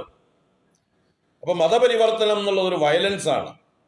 മതം എന്നുള്ളത് അവനവന്റെ മനസ്സിൽ, ഇപ്പൊ ഒരു കുടുംബത്തിൽ ഇരുന്നു കൊണ്ട് തന്നെ ഒരാൾക്ക് അള്ളാന്ന് വിളിക്കാം, ഈശോ എന്ന് വിളിക്കാം, കൃഷ്ണ എന്ന് വിളിക്കാം.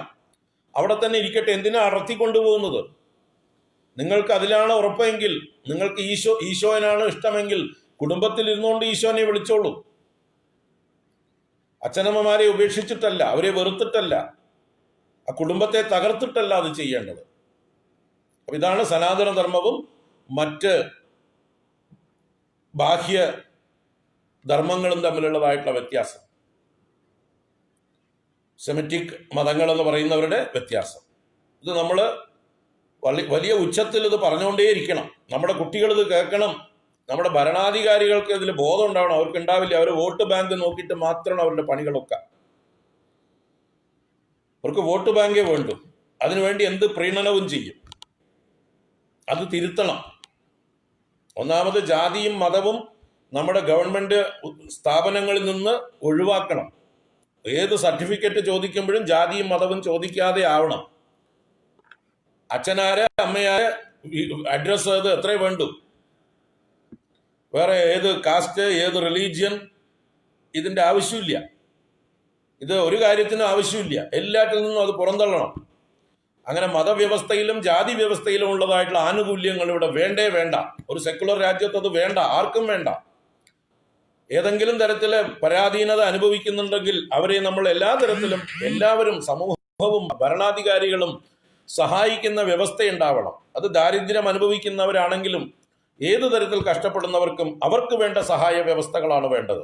അല്ലാതെ ജാതിയുടെയും മതത്തിന്റെയും അടിസ്ഥാനത്തിലുള്ള വ്യവസ്ഥകൾ, സംവരണങ്ങൾ എല്ലാം ഏറ്റവും ഹീനമായിട്ടുള്ള, മനുഷ്യത്വരഹിതമായിട്ടുള്ള മനുഷ്യാവകാശ ലംഘനങ്ങളാണ്. സെക്കുലർ എന്ന് പറയുന്ന ജനാധിപത്യ രാഷ്ട്രത്തിന്റെ എല്ലാ നിയമ സംഹിതകളെയും കാറ്റിൽ പറത്തുകയാണ് അവർ ചെയ്യുന്നത്. അത് നമ്മൾ ചോദ്യം ചെയ്യണം. ഈ രാഷ്ട്രീയക്കാരെ നമ്മൾ വരച്ച വരയിൽ നിർത്താറാവണം. നമുക്ക് ശക്തി ഉണ്ടാവണം, അതിന് നമുക്ക് അറിവുണ്ടാവണം. അറിവുള്ളവർ കൂടുതൽ ഉണ്ടായാലേ നമ്മുടെ വോയിസ് കേൾക്കുള്ളൂ. നമ്മുടെ വോയിസ് എല്ലാവരും കേൾക്കണമെങ്കിൽ നമ്മൾ കൂടുതൽ ശക്തമായിട്ട് എല്ലായിടത്തും പറയണം. നമ്മളടുത്ത് വോട്ട് ചോദിക്കാൻ വരുന്ന ഈ നേതാക്കന്മാരോടൊക്കെ പറയണം, നിങ്ങൾക്ക് ഇത് ചെയ്യാൻ പറ്റുമോ?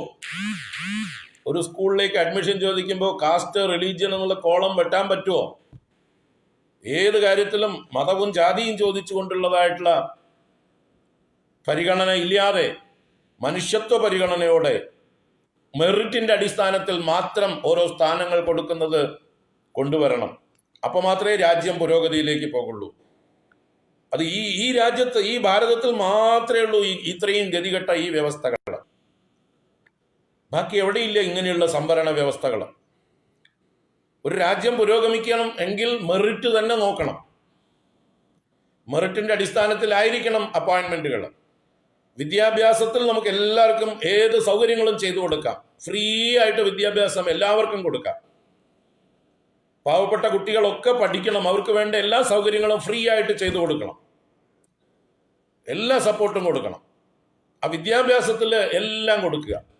വിദ്യാഭ്യാസം കൊടുത്ത് അവരുടെ കഴിവുകൾ തെളിയിച്ച്, മെറിറ്റ് തെളിയിച്ച് അവർ ഏത് രംഗത്ത് ശോഭിക്കുന്നു ആ രംഗത്ത് അവർ എന്താ പറയുക, പ്രൊഫഷണൽസ് ആവട്ടെ. അപ്പോഴേ രാജ്യം പുരോഗതി ഉണ്ടാവുള്ളൂ. മറ്റത് കുറേ ആളുകൾക്ക് ഫ്രസ്ട്രേഷനാണ് ഇവിടെ. അർഹതയുള്ള ആളുകൾക്കൊന്നും കിട്ടുന്നില്ല. അർഹതയില്ലാത്തവരൊക്കെ സ്ഥാനം കയറി പിടിച്ച് പറ്റിയിരിക്കുന്നു. അർഹതയില്ലാത്തവരുടെ കാല് വെക്കേണ്ട ഗതികേടാണ് അർഹതയുള്ളവർക്ക്. നമ്മുടെ കേരളത്തിൽ പ്രത്യേകിച്ച് നല്ല വിദ്യാഭ്യാസം കിട്ടിയ കുട്ടികൾ മുഴുവൻ കേരളം വിട്ട് പുറത്തേക്ക് പോകണം. ഇവിടെ നിൽക്കാൻ കഴിയില്ല അവർക്ക്. കാരണം ഇവിടുത്തെ ഗതികെട്ട രാഷ്ട്രീയക്കാരെ കൊണ്ട് തോറ്റു. അതുകൊണ്ട് നമ്മുടെ നല്ല ബ്രില്യൻ്റ് ആയിട്ടുള്ള കുട്ടികൾ മുഴുവൻ വിദേശത്താണ്. നല്ല കുടുംബത്തിലുള്ള നല്ല ബ്രില്യൻ്റ് ആയിട്ടുള്ള കുട്ടികൾ മുഴുവൻ പുറത്താണ്. ഒരു കുട്ടി ഇവിടെ കാണാൻ കിട്ടില്ല. മഷീട്ട് നോക്കിയാൽ കിട്ടാനില്ല. നമ്മുടെ യൂത്ത് ഇവിടെ ഇല്ല. നമ്മുടെ കേരളം ഒരു ഓൾഡ് ഏജ് ഹോമായി മാറിയിട്ടുണ്ട്. ഏത് വീടുകളിൽ ചെന്നാലും വയസ്സായ അപ്പൂപ്പനും അമ്മൂമ്മയും അല്ലെങ്കിൽ ഒരാളുണ്ടാവും, ചിലപ്പോൾ ഒരു അപ്പൂപ്പൻ അല്ലെങ്കിൽ ഒരു അമ്മൂമ്മ, ആരും ഉണ്ടാവില്ല. ഓൾഡ് ഏജ് ഹോം പോലെയാണ് പല ഫ്ലാറ്റുകളും പല വീടുകളും. വീടുകൾ നോക്കാൻ ആളില്ല. ഈ ഗതികേടിന് കാരണക്കാരെ ഇവിടുത്തെ രാഷ്ട്രീയക്കാരാണ്. ഇവിടുത്തെ സ്വാർത്ഥരായിട്ടുള്ള വോട്ട് ബാങ്ക് രാഷ്ട്രീയം കളിക്കുന്ന കള്ളന്മാരാണ്. അവരെ നമ്മൾ ചോദ്യം ചെയ്യണം, ശക്തമായിട്ട് നമ്മൾ ചോദ്യം ചെയ്യണം. അതിന് നമ്മൾ അറിവ് നേടണം. നമ്മുടെ മതത്തെക്കുറിച്ചിട്ടുള്ള അറിവ്, മറ്റു മതസ്ഥർ ചെയ്യുന്ന കൊള്ളരുതായ്മകളെ കുറിച്ചിട്ടുള്ള അറിവ്, ഇത് രണ്ടും നേടിയിട്ട് വേണം നമ്മൾ ചർച്ച ചെയ്യാൻ കാര്യങ്ങൾ. ഉച്ചത്തിലാവണം ചർച്ചകൾ. ഭയം വേണ്ട. ഈ കാര്യം പറയാൻ നമുക്ക് ആരെയും പേടിക്കേണ്ട കാര്യമില്ല. നമ്മൾ ആരെയും കൊന്നൊടുക്കാനോ ആഹ്വാനം ചെയ്യുന്നില്ല. നമ്മൾ ആരെയും വെല്ലുവിളിക്കുന്നില്ല. നമ്മൾ ന്യായം മാത്രമാണ് പറയുന്നത്. ഈ ഭൂമിയിൽ, ഈ ഭാരതത്തിൽ ജനിച്ച എല്ലാവരും നമുക്ക് സഹോദരന്മാരായിട്ട് ഒന്നിച്ച് കാണാം. അവൻ ഏത് പേരിൽ അറിയപ്പെട്ടോട്ടെ, അവൻ ഏത് മതത്തിൽ വിശ്വസിച്ചോട്ടെ, അവന്റെ ഇഷ്ടത്തിലുള്ള ഈശ്വരനെ അവൻ ആരാധിച്ചോട്ടെ, അതിന്റെ പേരിൽ നമുക്ക് ആരോടും വെറുപ്പില്ല. പക്ഷെ നമ്മളെ കൊന്നിട്ട് വേണം അവന് ജീവിക്കാനെന്ന് പറയുമ്പോൾ നമുക്ക് സഹിക്കില്ല. അവിടെയാണ് പ്രശ്നം. അതാണ് ഇവിടെ തീവ്രവാദം എന്ന് പറയുന്ന പ്രശ്നം. അതാണ് ഫനറ്റിസിസം. അങ്ങനെയുള്ള ഫനറ്റിസിസം പാടില്ല നമുക്ക്. നമ്മുടെ ഈ ഭക്തി വളർന്ന് ഫനറ്റിസിസം ആവുന്നുണ്ട് നമ്മുടെ സനാതന ധർമ്മത്തിൽ പോലും. അതിൽ ഒരു വിഭാഗം തുറന്നു പറയാം, ഈ ഹരേ കൃഷ്ണ എന്ന് പറയുന്നതായിട്ട് പ്രസ്ഥാനം, ഇസ്കോൺ എന്ന് പറയുന്ന പ്രസ്ഥാനം, അവർക്ക് കൃഷ്ണഭക്തി നല്ലോണം ഉണ്ട്. അവരുടെ ആ നല്ല ഗുണങ്ങളെയൊക്കെ നമ്മൾ അംഗീകരിക്കുന്നു. കൃഷ്ണന് വേണ്ടി അവരെന്തും ചെയ്യും. പക്ഷെ മറ്റുള്ളവരെ നിന്ദിക്കാൻ അവർ മത്സരിക്കുന്നു.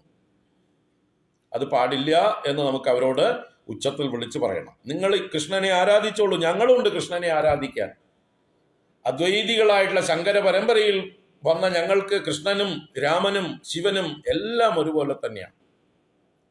ഞങ്ങളുണ്ട് നിങ്ങളുടെ കൂടെ. നിങ്ങൾ കൃഷ്ണനെ ആരാധിക്കൂ. ഹരേ കൃഷ്ണ കൃഷ്ണ കൃഷ്ണ ഹരേ ഹരേ. അത് വേദമന്ത്രമാണ്. അത് നിങ്ങൾ ഉണ്ടാക്കിയതല്ല, നിങ്ങളുടെ അപ്പൂപ്പൻ ഉണ്ടാക്കിയതല്ല. അത് വേദമന്ത്രമാണ്. നിങ്ങൾക്ക് കൃഷ്ണനെ ഇഷ്ടദേവതയായിട്ട് ആരാധിക്കാനുള്ള അവകാശമുണ്ട്. പക്ഷെ അതിന്റെ പേരിൽ ശിവനിന്ദ ചെയ്യാനോ ഗണപതി നിന്ദ ചെയ്യാനോ സുബ്രഹ്മണ്യ നിന്ദ ചെയ്യാനോ അയ്യപ്പ നിന്ദ ചെയ്യാനോ പാടുള്ളതല്ല. അയ്യപ്പ ഭക്തന്മാർ സ്വാമിയെ ശരണമയ്യപ്പ എന്ന് വിളിക്കട്ടെ. സുബ്രഹ്മണ്യ ഭക്തന്മാർ ഹരഹരോ ഹരഹര എന്ന് വിളിക്കട്ടെ. ഗണേശ ഭക്തന്മാർ ജയ് ഗണേശ ജയ് ഗണേശ ജയ് ഗണേശ രക്ഷമ എന്ന് പാടട്ടെ. കൃഷ്ണഭക്തന്മാർ ഹരേ കൃഷ്ണ, രാമഭക്തന്മാർ ഹരേ രാമ, ശിവഭക്തന്മാർ ഓം നമഃശിവായ എന്ന് പാടട്ടെ. ഓരോരുത്തരും പാടട്ടെ. അതുപോലെ മറ്റവരും ലാ ഇലാഹ ഇല്ലല്ലാഹ് എന്ന് അവർ സ്വകാര്യമായി പാടിക്കോട്ടെ. മറ്റുള്ളവരുടെ തലയിൽ അതിനെ അടിച്ചേൽപ്പിക്കേണ്ട ആവശ്യമില്ല. ഹല്ലേലൂയ എന്ന് പാടുന്നവർ അങ്ങനെ പാടിക്കോട്ടെ. അവർക്ക് അതിനുള്ള സ്വാതന്ത്ര്യമുണ്ട്. അവരുടെ ഭാഷയിൽ ഈശോ മിശിഹായിക്ക് സ്തുതിയായിരിക്കട്ടെ എന്ന് അവർ പാടിക്കോട്ടെ. നമുക്ക് യാതൊരു വിരോധമില്ല. ഏതും എല്ലാം നമുക്കൊന്നാണ്. കാരണം ഈശ്വരൻ ഒന്നേ ഉള്ളൂ എന്നല്ല, ഈശ്വരൻ ഒന്നേ ഉള്ളൂ. ഓൾ ദാറ്റ് ഹിയർ ഈസ് ഈശ്വര. ഇവിടെ ഉള്ളതെല്ലാം ഈശ്വരന്റെ അഭിവ്യക്തിയാണ്, ഈശ്വരന്റെ മാനിഫെസ്റ്റേഷനാണ്. ഈശാവാസ്യമിതം സർവം യത്കിഞ്ച ജഗത്യാം ജഗത്. ഇത് നമ്മൾ ഉള്ളിൽ ഉറപ്പിച്ചു കഴിഞ്ഞാൽ നമുക്ക് മറ്റുള്ള ഒരു മതസ്ഥരോടും ഒരു കാര്യത്തിലും ദ്വേഷമില്ല, അഭിപ്രായ വ്യത്യാസമില്ല. നമ്മൾ നമ്മുടെ കുട്ടികളെ ഈ തത്വം പഠിപ്പിക്കണം. അപ്പൊ ആ രീതിയിലുള്ള ശ്ലോകങ്ങളാണ് ഇനി ശിവനെ മാത്രം ശിവനെ മാത്രം ശിവനെ മാത്രം എന്ന് പറയുന്ന ശ്ലോകങ്ങളാണ് ഇനി വരുന്നത്. അനുദ്യല്ലലാടാക്ഷി വന്നി പ്രരോഹൈഹി അവാമസ്ഫുരച്ചാരുവാമോരു ശോഭൈഹി അനംഗഭ്രമദ്ഭോഗി ഭൂഷാവിശേഷൈഹി അചന്ദ്രാർദ്ധചൂടൈരലം ദൈവതൈർനഃ. അനുദ്യല്ലലാടാക്ഷി വന്നി പ്രരോഹൈഹി അവാമസ്ഫുരച്ചാരുവാമോരു ശോഭൈഹി അനംഗഭ്രമദ്ഭോഗി ഭൂഷാവിശേഷൈഹി അചന്ദ്രാർദ്ധചൂടൈർ അലം ദൈവതൈർനഃ. ഇവിടെ ദൈവതൈഹി നഹ അലം ഒരു പ്രഖ്യാപനമാണ്. അലം ദൈവതൈഹി നഹ അലം. മറ്റ് ദേവതകളെ കൊണ്ട് ഞങ്ങൾക്ക് ആവശ്യമില്ല. എങ്ങനെയുള്ള ദേവന്മാരെ ഞങ്ങൾക്ക് ആവശ്യമില്ല? ഇവിടെ ഭഗവാന്റെ വിശേഷണങ്ങളുണ്ട്, ശിവന്റെ പ്രത്യേകതകളുണ്ട്, ശിവന്റെ ഐഡന്റിറ്റി ഉണ്ട്. ആ ഐഡന്റിറ്റി വെളിപ്പെടുത്തിയിട്ടാ പറയണത് ഇതിൽ നിന്ന് വിലക്ഷണന്മാരായിരിക്കുന്ന ഈ ലക്ഷണങ്ങളൊന്നും ഇല്ലാത്ത ദേവന്മാരെ ഞങ്ങൾക്ക് വേണ്ട. അപ്പൊ ശിവന്റെ ലക്ഷണങ്ങളുള്ള ദേവന്മാരെ മാത്രം ഞങ്ങൾക്ക് മതി. അത് ഇവിടെ ശിവഭക്തിയുടെ ഏകാന്ത ഭക്തിയുടെ ഒരു ആവേശത്തോടെയുള്ള ഒരു പ്രകടനമാണ്, അനന്യഭക്തിയുടെ പ്രകടനമാണ്. എന്താണ് പറയുന്നത്? ആദ്യത്തെ വരി അനുദ്യത് ലലാടാക്ഷി വന്നി പ്രരോഹൈഹി ദൈവതൈഹി നഹ അലം. അപ്പോ ഭഗവാൻ ആരാണ്? ഉദ്യൽ ലലാട അക്ഷി വന്നി പ്രരോഹനാണ് ഭഗവാൻ. എന്താർത്ഥം? ഉദ്യത് ലലാട അക്ഷി വന്നി പ്രരോഹൻ ഭഗവാന്റെ പേരാണ്. ലലാടം എന്ന് പറഞ്ഞാൽ നെറ്റി, അക്ഷി കണ്ണ്. അപ്പോ ലലാടാക്ഷി എന്ന് പറഞ്ഞാൽ നെറ്റിക്കണ്ണ്. അതില് ഉദ്യത് എന്ന് പറഞ്ഞാൽ ഉദിച്ചുയരുന്നതായിട്ടുള്ള വന്യപ്രരോഹം. വന്യപ്രരോഹം എന്ന് പറഞ്ഞാൽ അഗ്നിയുടെ ജ്വാല. അപ്പൊ നെറ്റിക്കണ്ണിൽ നിന്ന് അഗ്നിജ്വാല പുറപ്പെടുന്നവൻ ഉദ്യല്ലലാടാക്ഷി വന്യപ്രരോഹൻ. അതിന്റെ നെഗറ്റീവ് അതിന്റെ മുമ്പിൽ അന് എന്ന് പ്രയോഗിച്ചപ്പോൾ ഓപ്പോസിറ്റായി. ഈ നെറ്റിയിൽ നിന്ന് നെറ്റിക്കണ്ണിൽ നിന്ന് തീജ്വാല പുറപ്പെടാത്ത ദേവന്മാരെ എനിക്ക് വേണ്ട എന്ന് പറഞ്ഞാൽ ശിവനെ അല്ലാതെ എനിക്ക് വേറൊരാളെ വേണ്ട. ഞാൻ തെരഞ്ഞു നടക്കുന്നത് നെറ്റിക്കണ്ണിൽ നിന്ന് തീജ്വാല പുറപ്പെടുന്ന ആളെയാണ്. എൻ്റെ കയ്യിലൊരു ഐഡന്റിറ്റി പ്രൂഫ് ഉണ്ട്, അത് വെച്ചിട്ടാണ് ഞാൻ തിരയുന്നത് എൻ്റെ ഇഷ്ടദേവനെ. അപ്പൊ എനിക്കറിയാം നെറ്റിക്കണ്ണിൽ നിന്ന് തീജ്വാല വമിക്കുന്നവനാണ് ഭഗവാൻ. അതുകൊണ്ട് അങ്ങനെയുള്ള ദേവനെ മാത്രം മതി, മറ്റ് ദേവന്മാരെന്ന് എനിക്ക് വേണ്ട. നേതി നേതി നേതി എന്ന് പറഞ്ഞ് തള്ളിക്കളയണം. അത് കഴിഞ്ഞ് അടുത്ത പറയണു അവാമസ്ഫുരച്ചാരു വാമോരു ശോഭൈഹി. ഭഗവാൻ മഹാദേവൻ വാമത്തിൽ സ്ഫുരിക്കുന്ന ചാരു വാമോരു ശോഭിക്കുന്നവളാണ്. വാമം എന്ന് പറഞ്ഞാൽ ഇടത് ഭാഗം. അപ്പൊ ഭഗവാന്റെ ശരീരത്തിന്റെ ഇടത് ഭാഗത്ത് വാമഭാഗത്ത് സ്ഫുരിക്കുന്നതായിട്ടുള്ള ശോഭിക്കുന്നതായിട്ടുള്ള ചാരു വാമോരു, സുന്ദരിയായ വാമോരു. വാമോരു എന്ന് പറഞ്ഞാല് വാമമായ ഉരുക്കളോട് കൂടിയവൾ, നല്ല തുടകളോട് കൂടിയവൾ, സുന്ദരി. ആരാ? പാർവതീ ദേവി.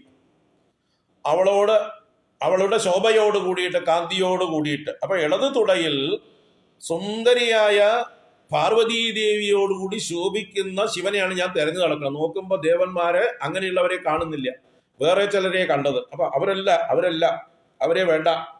തുടയില് പാർവതീദേവി ഉണ്ടോ? ആ ദേവനെ മതി എന്നർത്ഥം.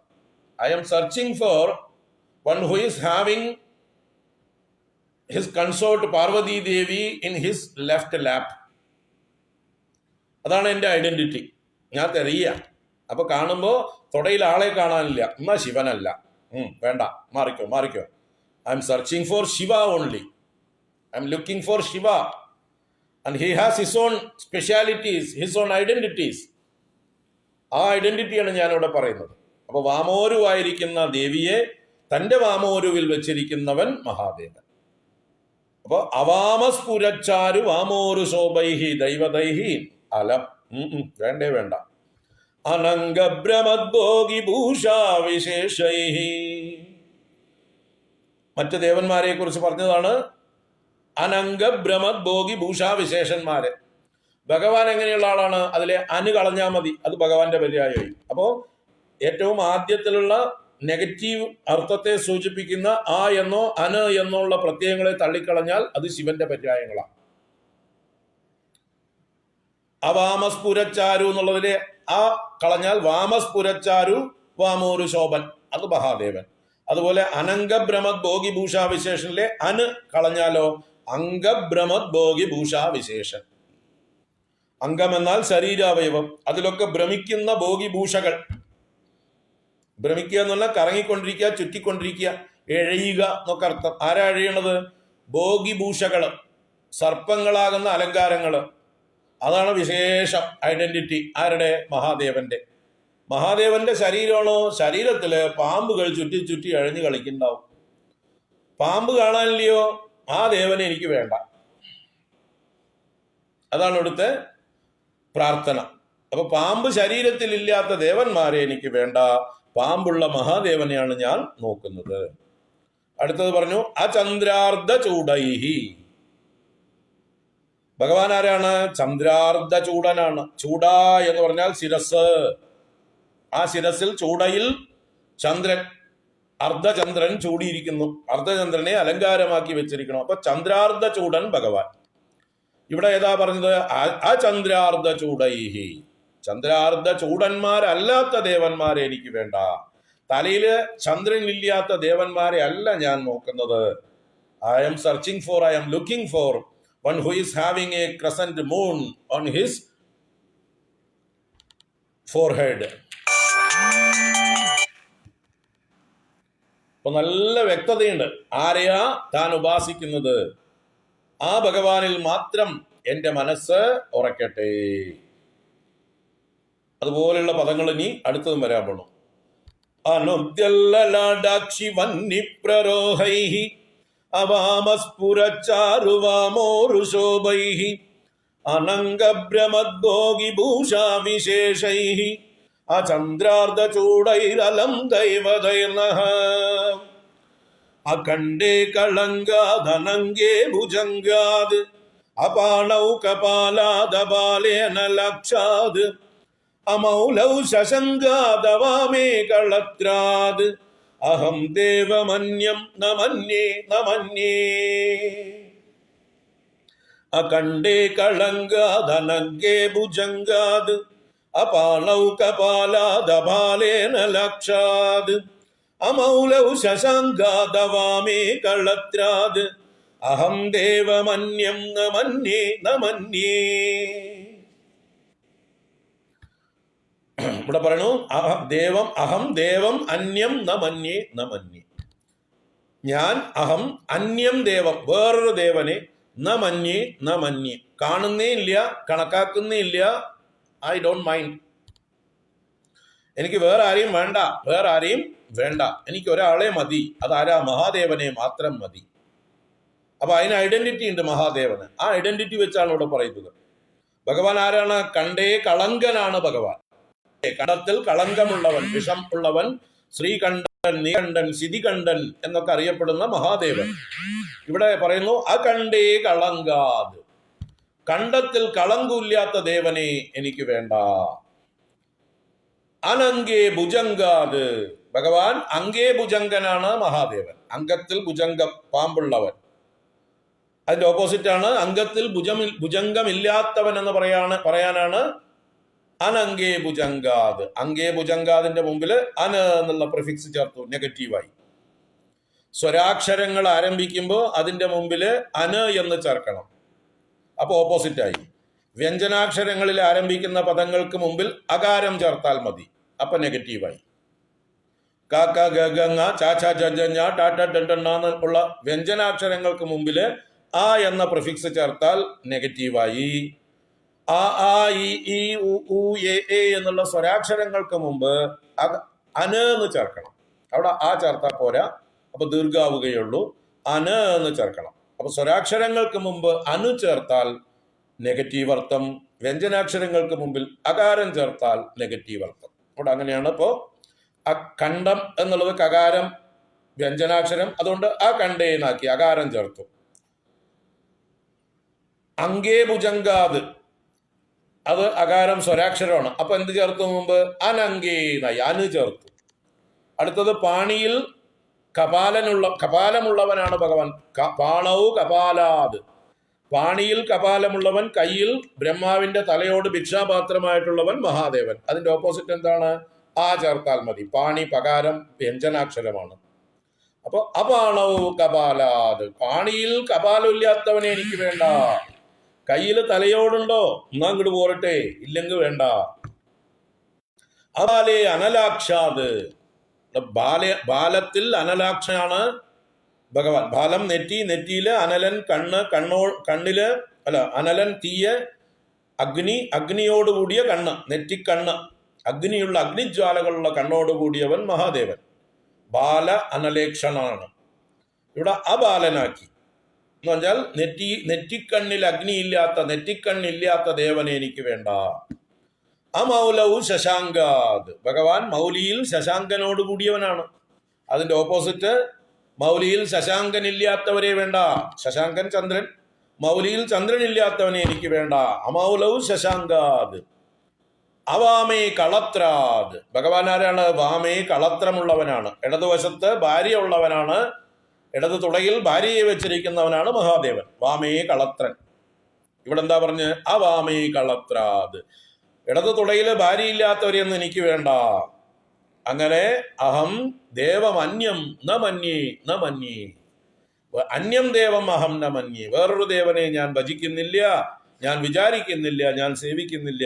എനിക്ക് ശിവനെ മാത്രം മതി, എനിക്ക് ശിവനെ മാത്രം മതി എന്നുള്ള ആ ശിവഭക്തിയുടെ തീവ്രതയെ പ്രകടിപ്പിക്കുകയാണ്. ഒരു ചെറിയ തീവ്രവാദിയാണ് എന്ന് പറയാം.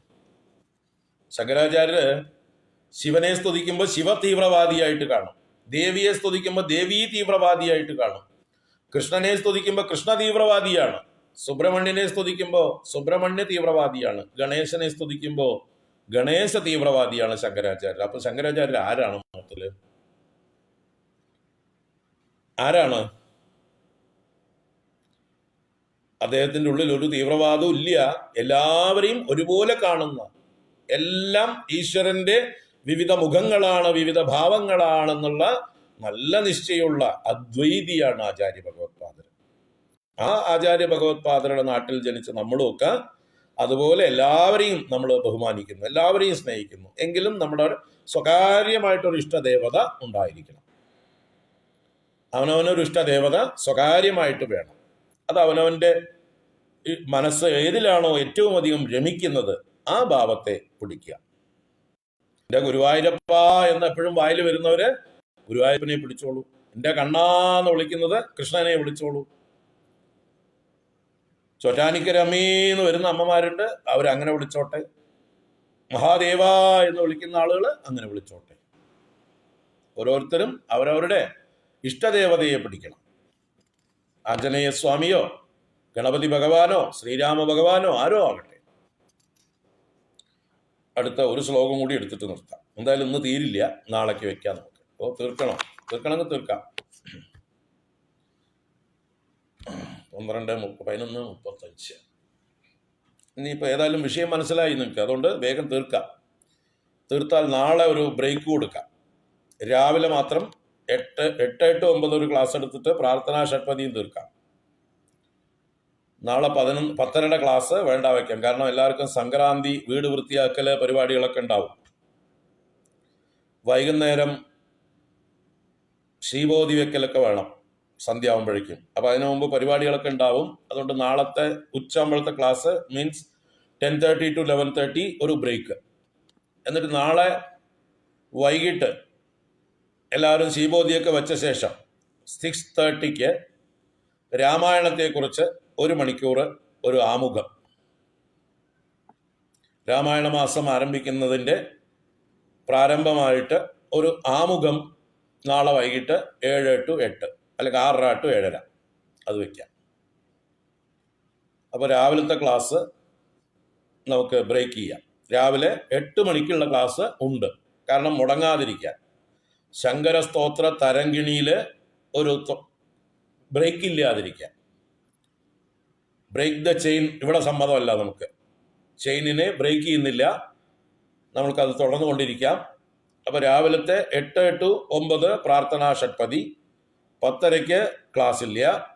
വൈകുന്നേരം 6:30 രാമായണം. ഓക്കെ, അപ്പോൾ നമുക്ക് ഇന്നിപ്പോൾ ഇത് വേഗം തീർക്കാനുള്ളതേ ഉള്ളൂ. കാരണം ഇപ്പോൾ കണ്ടില്ലേ, അതേ ശൈലിയിലുള്ള ശ്ലോകങ്ങളാണ് ഇനിയുള്ളത്. 36-ാം ശ്ലോകം. മഹാദേവ ശംഭോ ഗിരീശ ത്രിശൂലിൻ ത്വദീയം സമസ്തം വിഭാതീതി യസ്മാത് ശിവാദന്യതാ ദൈവതം നാഭിജാനേ ശിവോഹം ശിവോഹം ശിവോഹം ശിവോഹം.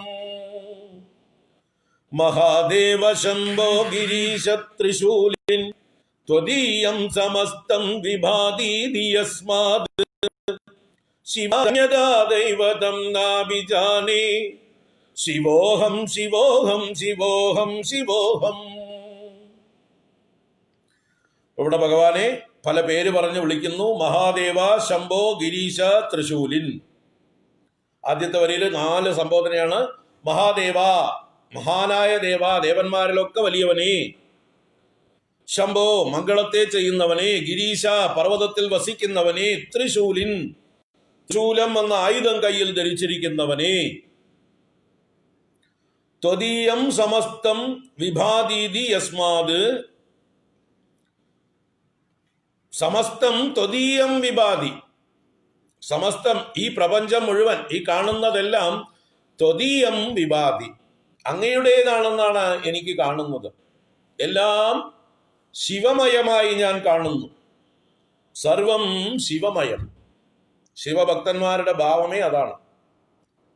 ശിവഭക്തന്മാർ തമ്മിൽ പറയുന്നത് തന്നെ പരസ്പരം ശിവനായിട്ടാ കാണുക. ഞാനും ശിവൻ, അവൻ ശിവൻ.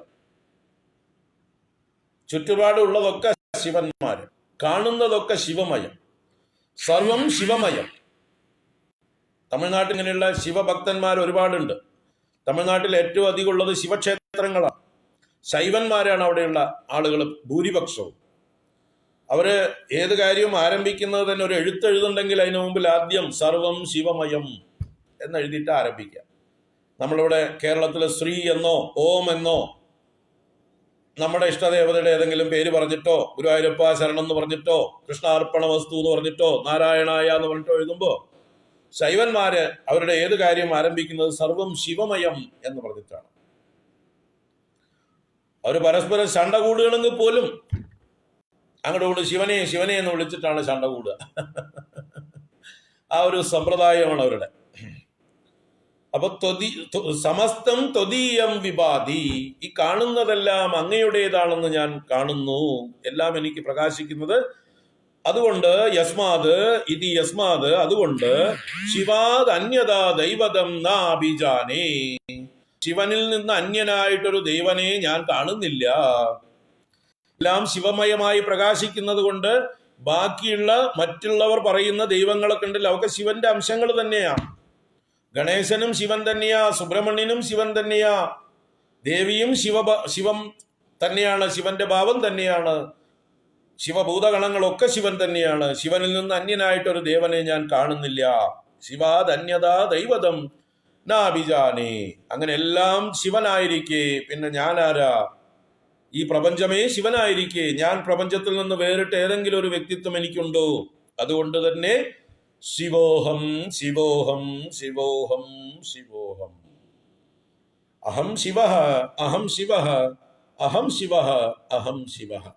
ഞാനും ശിവൻ തന്നെ, ഞാനും ശിവൻ തന്നെ, ഞാനും ശിവൻ തന്നെ. കാരണം ശിവനിൽ നിന്ന് അന്യമായിട്ട് എനിക്കൊരു അസ്തിത്വമില്ല. സ്വർണത്തിൽ നിന്ന് വേറിട്ട് ആഭരണത്തിന് നിൽക്കാൻ കഴിയുമോ? മണ്ണിൽ നിന്ന് വേർപെട്ട് മൺകുടത്തിന് നിൽക്കാൻ കഴിയുമോ? നൂലിൽ നിന്ന് വേർപെട്ട് വസ്ത്രത്തിൽ നിൽക്കാൻ കഴിയുമോ? ജലത്തിൽ നിന്ന് വേർപെട്ട് തരംഗത്തിന് നിൽക്കാൻ കഴിയുമോ? ശിവനിൽ നിന്ന് വേർപെട്ട് എനിക്ക് നിൽക്കാൻ കഴിയുമോ?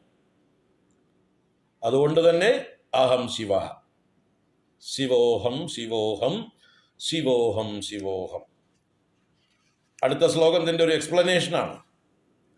യതോ ജായതേദം പ്രപഞ്ചം വിചിത്രം സ്ഥിതിം യാതി യസ്മിൻ യദേകാന്തമന്ദേ സകർമാദിഹീന സ്വയം ജ്യോതിരാത്മാ ശിവോഹം ശിവോഹം ശിവോഹം ശിവോഹം. യതോ ജായതേദം പ്രപഞ്ചം വിചിത്രം സ്ഥിതിം യാതി യസ്മിൻ യദേകാന്തമന്ദേ സകർമാദിഹീന സ്വയം ജ്യോതിരാത്മാ ശിവോഹം ശിവോഹം ശിവോഹം ശിവോഹം. ഇപ്പോ സമസ്തം ത്വദീയം വിഭാതി എന്ന് കഴിഞ്ഞ ശ്ലോകത്തിൽ പറഞ്ഞു. എല്ലാം അങ്ങയായിട്ടാണ് എനിക്ക് കാണുന്നത് എന്ന് പറഞ്ഞു. അതിനുള്ള കാരണം എന്താ? What is the logic, what is the reason? അത് പറയാണ്. യതോ അജായത ഇദം പ്രപഞ്ചം വിചിത്രം. ഇദം വിചിത്രം പ്രപഞ്ചം യതഃ അജായത. ഈ വൈചിത്ര്യമാർന്ന പ്രപഞ്ചം, ഈ വിവിധ വർണ്ണങ്ങളിലും വിവിധ രൂപങ്ങളിലും വിവിധ നാമങ്ങളിലും അറിയപ്പെടുന്ന ചെറുതും വലുതുമായിരിക്കുന്ന സ്ഥാവര ജംഗമാത്മകങ്ങളായിരിക്കുന്ന ഈ വൈവിധ്യപൂർണമായ ഈ പ്രപഞ്ചം യതഃ അജായത, എവിടുന്നാ ഉണ്ടായത്? From where everything has come up. എല്ലായിടത്തും എല്ലാം മുളച്ചു വന്നത് എവിടുന്നാ? അന്വേഷിക്കൂ. അപ്പൊ മനസ്സിലാവും, എല്ലാം ശിവനിൽ നിന്നാണ്, ശിവ ചൈതന്യത്തിൽ നിന്നാണ് എല്ലാം ഉണ്ടായത്. അതുകൊണ്ട് തന്നെ എല്ലാം ശിവനാണ്. വെള്ളത്തിൽ നിന്നുണ്ടായതൊക്കെ വെള്ളമല്ലേ? മണ്ണിൽ നിന്നുണ്ടായതൊക്കെ മണ്ണല്ലേ? സ്വർണത്തിൽ നിന്നുണ്ടായ ആഭരണങ്ങളൊക്കെ സ്വർണമല്ലേ? മരം കൊണ്ടുണ്ടാക്കിയ വസ്തുക്കളൊക്കെ മരം തന്നെയല്ലേ? അപ്പൊ ശിവനിൽ നിന്നുണ്ടായതെല്ലാം ശിവനാണ്. യതോവാ ഇമാനി ഭൂതാനി ജായന്തേ. വേദമന്ത്രത്തെയാണ് ഇവിടെ പറഞ്ഞത്. ഈ ഭൂതങ്ങളെല്ലാം എവിടെ നിന്നുണ്ടാകുന്നുവോ അതാണ് ബ്രഹ്മം. ആ ബ്രഹ്മമാണ് ഈ ശിവൻ.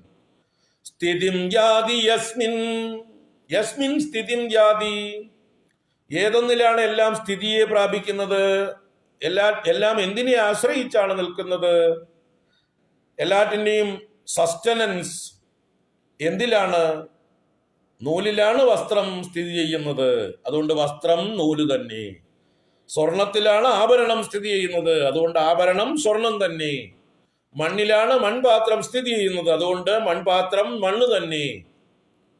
ജലത്തിലാണ് തരംഗം സ്ഥിതി ചെയ്യുന്നത്. അതുകൊണ്ട് തരംഗം ജലം തന്നെ. അങ്ങനെയാണെങ്കിൽ എല്ലാം സ്ഥിതി ചെയ്യുന്നത് ശിവനിലാണെങ്കിൽ എല്ലാം ശിവൻ തന്നെ. യദേകാന്തമന്തേ. അവസാനം അന്തേ എല്ലാം ഏതിലേക്കാണ്? അന്തേ യദേകാന്തം. അവസാനം ഏതൊന്നിലേക്കാണ് എല്ലാം ചെന്ന് ലയിക്കുന്നത്? എല്ലാം ആ ശിവതത്വത്തിലേക്ക് തന്നെയാണ് ലയിക്കുന്നത്. അപ്പോ ഏതിൽ നിന്നാണ് എല്ലാം ഉണ്ടാവുന്നത്? ഏതിനെ ആശ്രയിച്ചാണ് എല്ലാം നിൽക്കുന്നത്? ഏതിലേക്കാണ് എല്ലാം ചെന്ന് ചേരുന്നത്? ആ ബ്രഹ്മം തന്നെയാണ് ശിവൻ. അതുകൊണ്ട് ഈ പ്രപഞ്ചവും ആ ശിവൻ തന്നെ.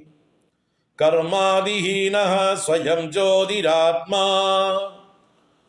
ആ ശിവന് വാസ്തവത്തിൽ കർമാദിഹീനനാണ്. ഒരു കർമ്മവുമില്ല. പൂർണ്ണനായിരിക്കുന്ന ഭഗവാന് എന്ത് കർമ്മം? എല്ലായിടത്തും വ്യാപിച്ചിരിക്കുന്ന ഭഗവാന് എവിടുന്ന് ചലനം?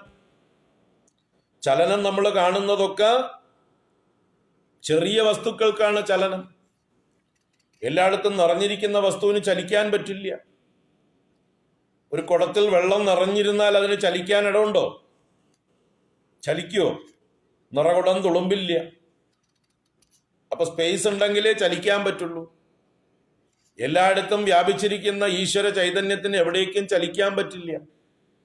ചലിക്കണമെങ്കിൽ സ്പേസ് വേണം.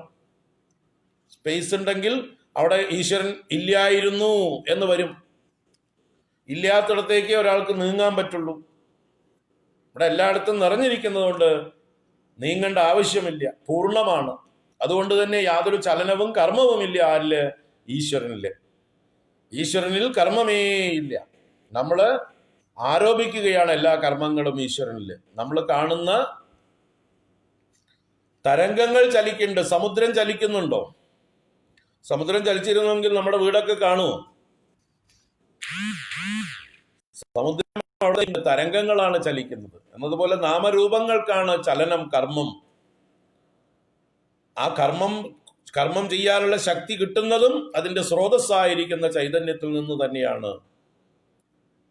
എല്ലാ ശക്തികളുടെയും ഉറവിടം, അതിന്റെ സ്രോതസ് ആ ചൈതന്യം തന്നെയാണ്. ആ ചൈതന്യത്തിന് സ്വയം കർമ്മങ്ങളൊന്നുമില്ല. അപ്പോ സകർമാദിഹീന സ്വയം ജ്യോതിഹി, സ്വപ്രകാശസ്വരൂപനാണ്. ആരെയും ആശ്രയിച്ചിട്ടല്ല ഈശ്വരൻ നിലനിൽക്കുന്നത്. സ്വയം ജ്യോതി എന്ന് പറഞ്ഞാൽ സ്വപ്രകാശം, സെൽഫ് എഫൽജന്റ്. വേറൊരാളെ ആശ്രയിച്ചിട്ടല്ല പ്രകാശിക്കുന്നത്.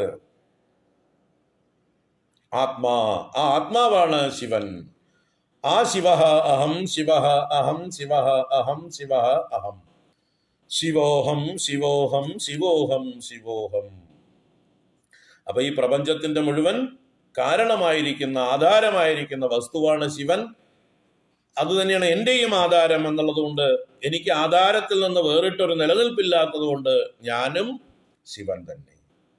യതോ ജായതേദം പ്രപഞ്ചം വിചിത്രം സ്ഥിതിം യാതി യസ്മിൻ യദേകാന്തമന്ദേ സകർമാദിഹീന സ്വയം ജ്യോതിരാത്മാ ശിവോഹം, ശിവോഹം, ശിവോഹം, ശിവോഹം.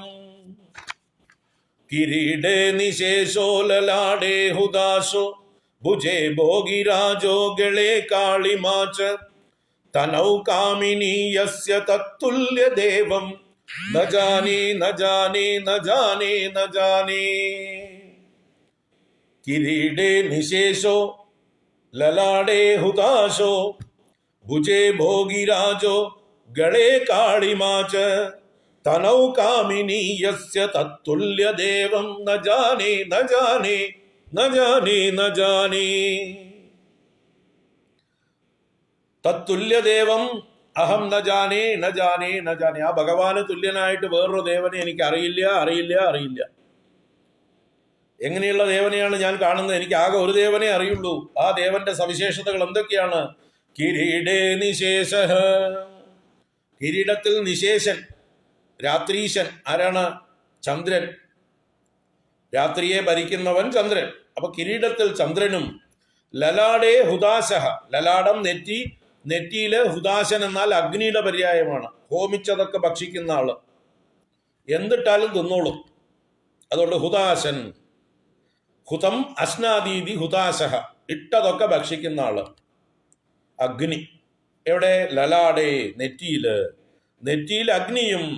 ഭുജേ ഭോഗിരാജ, കൈകളിൽ ഭോഗിരാജൻ. ഭോഗിരാജൻ സർപ്പം, സർപ്പരാജൻ. വാസുകി മുതലായ സർപ്പങ്ങൾ കൈകളിൽ ആഭരണമായിരിക്കുന്നു. ഗളേ കാളിമാച്ച, ഗളത്തിൽ, കണ്ടത്തിൽ. കാളിമാ എന്ന് പറഞ്ഞാൽ ഇവിടെ കറുത്ത വർണ്ണം എന്നേ അർത്ഥമുള്ളൂ. കാളി ഭഗവതി എന്നല്ല. കാളിമ എന്ന് പറഞ്ഞാൽ കാളിയമ്മ എന്ന് വിചാരിക്കേണ്ട. കാളിമ, കാളിമ എന്നൊക്കെ പറഞ്ഞാൽ കറുപ്പ് നിറം, നീലകണ്ഠൻ. അപ്പൊ കണ്ടത്തിൽ നീല നിറവും. ഗളേ കാളിമാച്ച് തനൗ കാമിനി യസ്യ, യസ്യ തനൗ, ആരുടെ ശരീരത്തിൽ, ആരുടെ അംഗത്തിൽ കാമിനിയായ പാർവതീ ദേവി ഇരിക്കുന്നുവോ, ആരുടെ അർദ്ധശരീരം അർദ്ധനാരീശ്വരനായി മാറിയിരിക്കുന്നുവോ, ആരുടെ ഇടതും അടിയിൽ ദേവി ഇരിക്കുന്നുവോ, തനൗ കാമിനി യസ്യ, പ്രിയതമയായ പാർവതിയെ മടിയിൽ വെച്ചിരിക്കുന്നവനുമായിരിക്കുന്ന തത്തുല്യദേവം ന ജാനേ ന ജാനേ ന ജാനേ ന ജാനേ. അതിന് തുല്യനായിട്ടൊരു ദേവനെ എനിക്ക് അറിയില്ലേ, അറിയില്ലേ, അറിയില്ലേ, അറിയില്ലേ. എനിക്ക് ആകെ അറിയുന്നത് മഹാദേവനെ മാത്രം, മഹാദേവനെ മാത്രം, മഹാദേവനെ മാത്രം. ഇത് ഏകാന്ത ഭക്തിയുടെ പ്രകടനമാണ്. ഏകാഗ്രഭക്തി, അനന്യഭക്തി. അപ്പൊ ഓരോരുത്തരുടെയും ഇഷ്ടദേവനെ ഇതുപോലെ വിചാരിക്കണം. അതാണ് ഇവിടെ സൂചിപ്പിച്ചത്. ഇനി ഇതാ 2 ശ്ലോകം ബലശ്രുതിയാണ്. നോക്കാം. അനേനസ്തവേനാദരാദംബികേശം പരാം ഭക്തിമാസാദ്യം യേന മന്തി മൃദൗ നിർഭയാസ്തേ ജനാസ്തം ഭജന്തെ ഹൃദംബോജമധ്യേ സദാസീനമീശം. അനേനസ്തവേനാദരാദംബികേശം പരാം ഭക്തിമാസാദ്യം യേന മന്തി മൃദൗ നിർഭയാസ്തേ ജനാസ്തം ഭജന്തെ ഹൃദംബോജമധ്യേ സദാസീനമീശം.